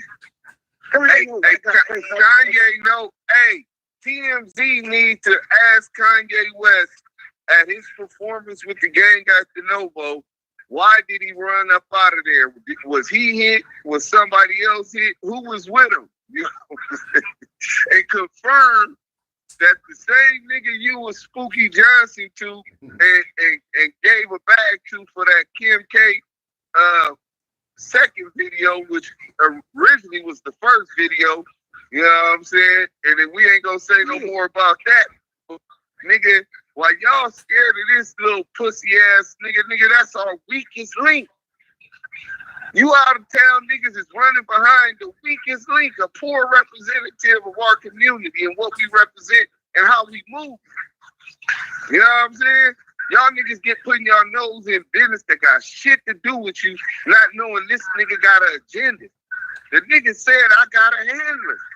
I'm loose as handler. That's a fact. I should play that, man, but I'm in the line. When a nigga show you who they is the first time, nigga, you believe that's who they is. He a snake. He's a buster. The nigga's a pussy. And the nigga working, man. When I beat you, you're going. Yeah, that's pretty much the end of that clip. When I beat you, you going to bed. But Deuce Sims said some real shit. But I'm gonna say this though to you though, Deuce Sims. I think some of these people though, you gotta like really think about it. A lot of these, I ain't gonna say a lot of these people, but a few of these people probably they not scared to do it or nothing like that. It's his resources, you know, his connections that'll make some of these dudes a little weary. You know what I'm saying? But you gotta understand, man. You know, you gotta stand for something. You'll fall for anything, and be prepared. You know what I'm saying? Be ready for the unknown. I would hope that your father, your mother raised you to think that way, especially as being African American. We got to be ready for the unknown. Stay ready so you ain't never got to get ready. You know what I mean? Die as a man and live as a coward.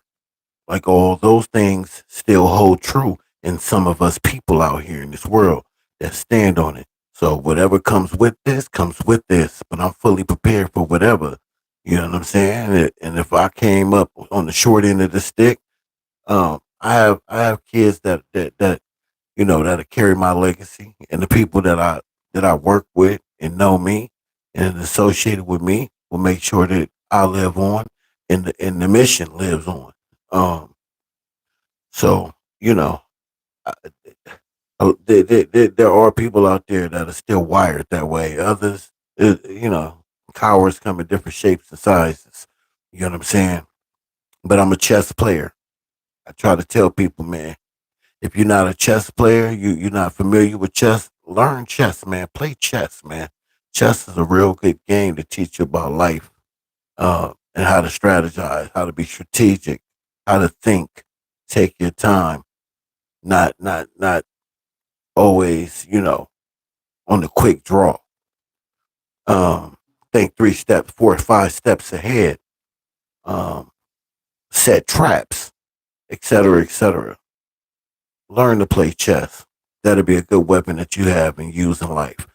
Well, that's the end of the live, man. I think I might go live again later today, man, because there's so much of this shit that I want to play and go back over to remind y'all, and then to pinpoint the bullshit ass lies and deception that him and his team are pushing and still pushing this poison into our community.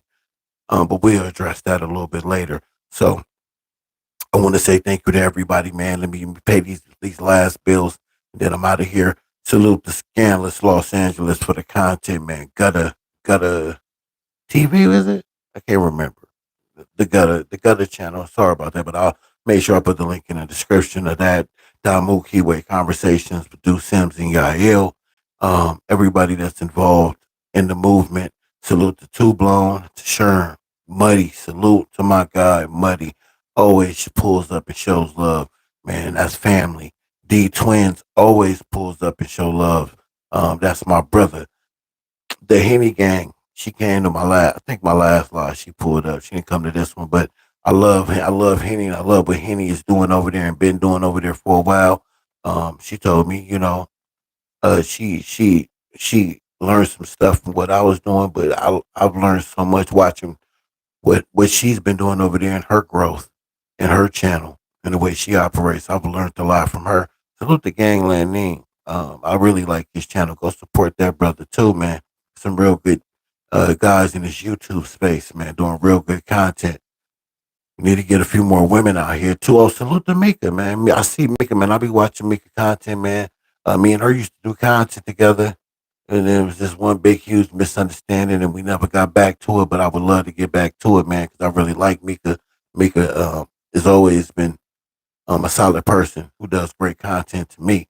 So salute to Mika Love, man. Go run over there and show her some love. Run her page up, man. Put Stand on the Media in her chats for me, man. Help me promote the channel, man. But I don't like to really ask. I feel uncomfortable asking, but I know I gotta do it. I'm trying to get out of my shell. You know what I'm saying? I'm really trying to get out of my shell, but it's hard for me to do that, man, when I can't give back. You know what I mean? Cause my father always raised me, man. Don't never let another motherfucker have something over you. They can say that they did something for you and you didn't give back, or they did for you, you never did for them type of mentality. So I was raised that way, and I can't shake it. You know what I'm saying? I just can't shake it. So it's hard for me, but I know I gotta ask, man, and do a lot more of that, like hit the like button, subscribe, etc., man. Those that know me, man, help me in that department, man. I'm a be more on the front line of that myself, but just help me with that because it's hard for me to do that. I'm telling you. Yeah, so please, man, help me promote it in these other YouTube channels, man. Just help me get the name of the channel out there, man. And ideas of content that you guys might want me to do, things that you guys might want to see in this YouTube space. I'm open ears, man. It's not just me who operates this channel, the people who support me. This is also your channel, man. I firmly believe that because it's the truth.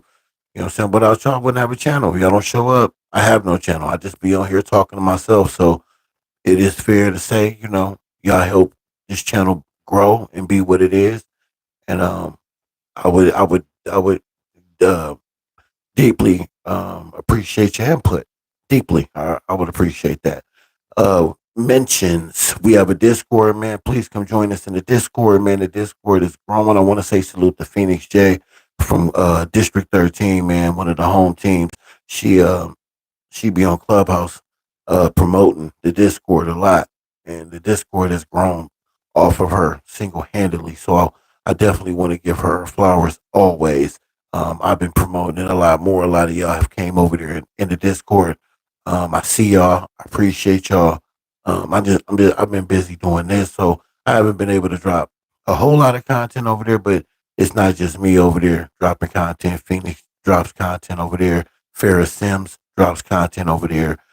Danny drops content over there. The whole district, man, be in and out that Discord. So come over there, man, and join us in the Discord. Link is in the description. If it's an expired link, that's not nothing on me. That's something with Discord. Those links expire. Just hit me up on Instagram. My link is in the description, and I'll make sure I send you a brand new link. That's if the link says it's broken, it expired. That's Discord. That's not me. But just holler at me and I'll send you another one. If you are new to my channel, man, much appreciated. Do me a favor though, hit that like button, subscribe to the channel, like this video, leave a comment in this video. If you don't do anything else, people, share this video. This is important to share this video. It ain't about monetization for me. It's not about the clicks for me. It's about the information for me. We got to get this information out there. We got to get this information to the higher ups so they can get that information out there. And it's not just about exposing this dude for the sake of exposing this dude. It's because he goes out of his way to expose people, and he is what he is exposing people for. Think about that. And he's sending bad messaging, bad representation, bad everything for the community. And if you are around my age, hell, if you're 25 and older, you know that you have youngins coming after you. Don't you want to lead them a better message, have better role model, better leaders, people that can lead them to where, the promised land, prosperity, college, school, sports, hell, law enforcement. We need more lawyers, doctors, police officers, ambulance, people, doctors, technicians. We need all that in the black community. We ain't shying away from any of that. Ain't nothing wrong with wanting to be a police officer, because we need good people wearing police uniforms out here patrolling our street. People that look like us, that talk like us, that is us, that come from our community, that understands how our community works. We need a lot more people. We need a lot more of us in our community. So it's nothing wrong with that, but we need more leaders, more people of age to push that message and push that message and push that agenda. That's what's important. That's what's important. I'm not important. The message is what's important. The people be wondering why I don't show my face. I did all that. Straight no chaser. Me, my wife, my whole fucking family. It's not about me no more.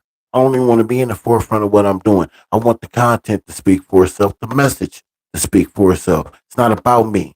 I don't care about no fame, don't want no fame. Do I want the money? Yes.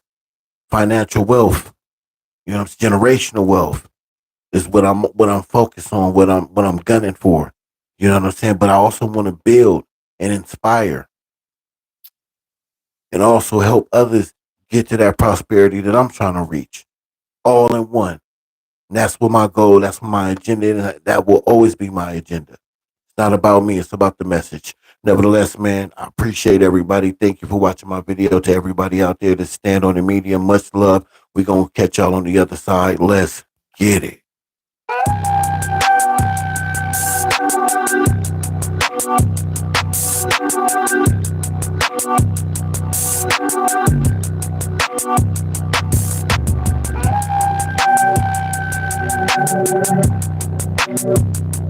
Thank you too. I appreciate it, man. I think it was a great live too, man. I just seen your comment. Thank you so much.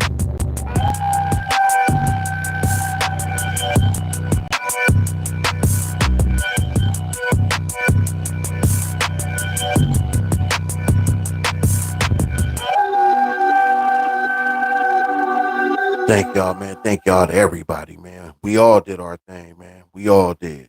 Catch y'all tomorrow.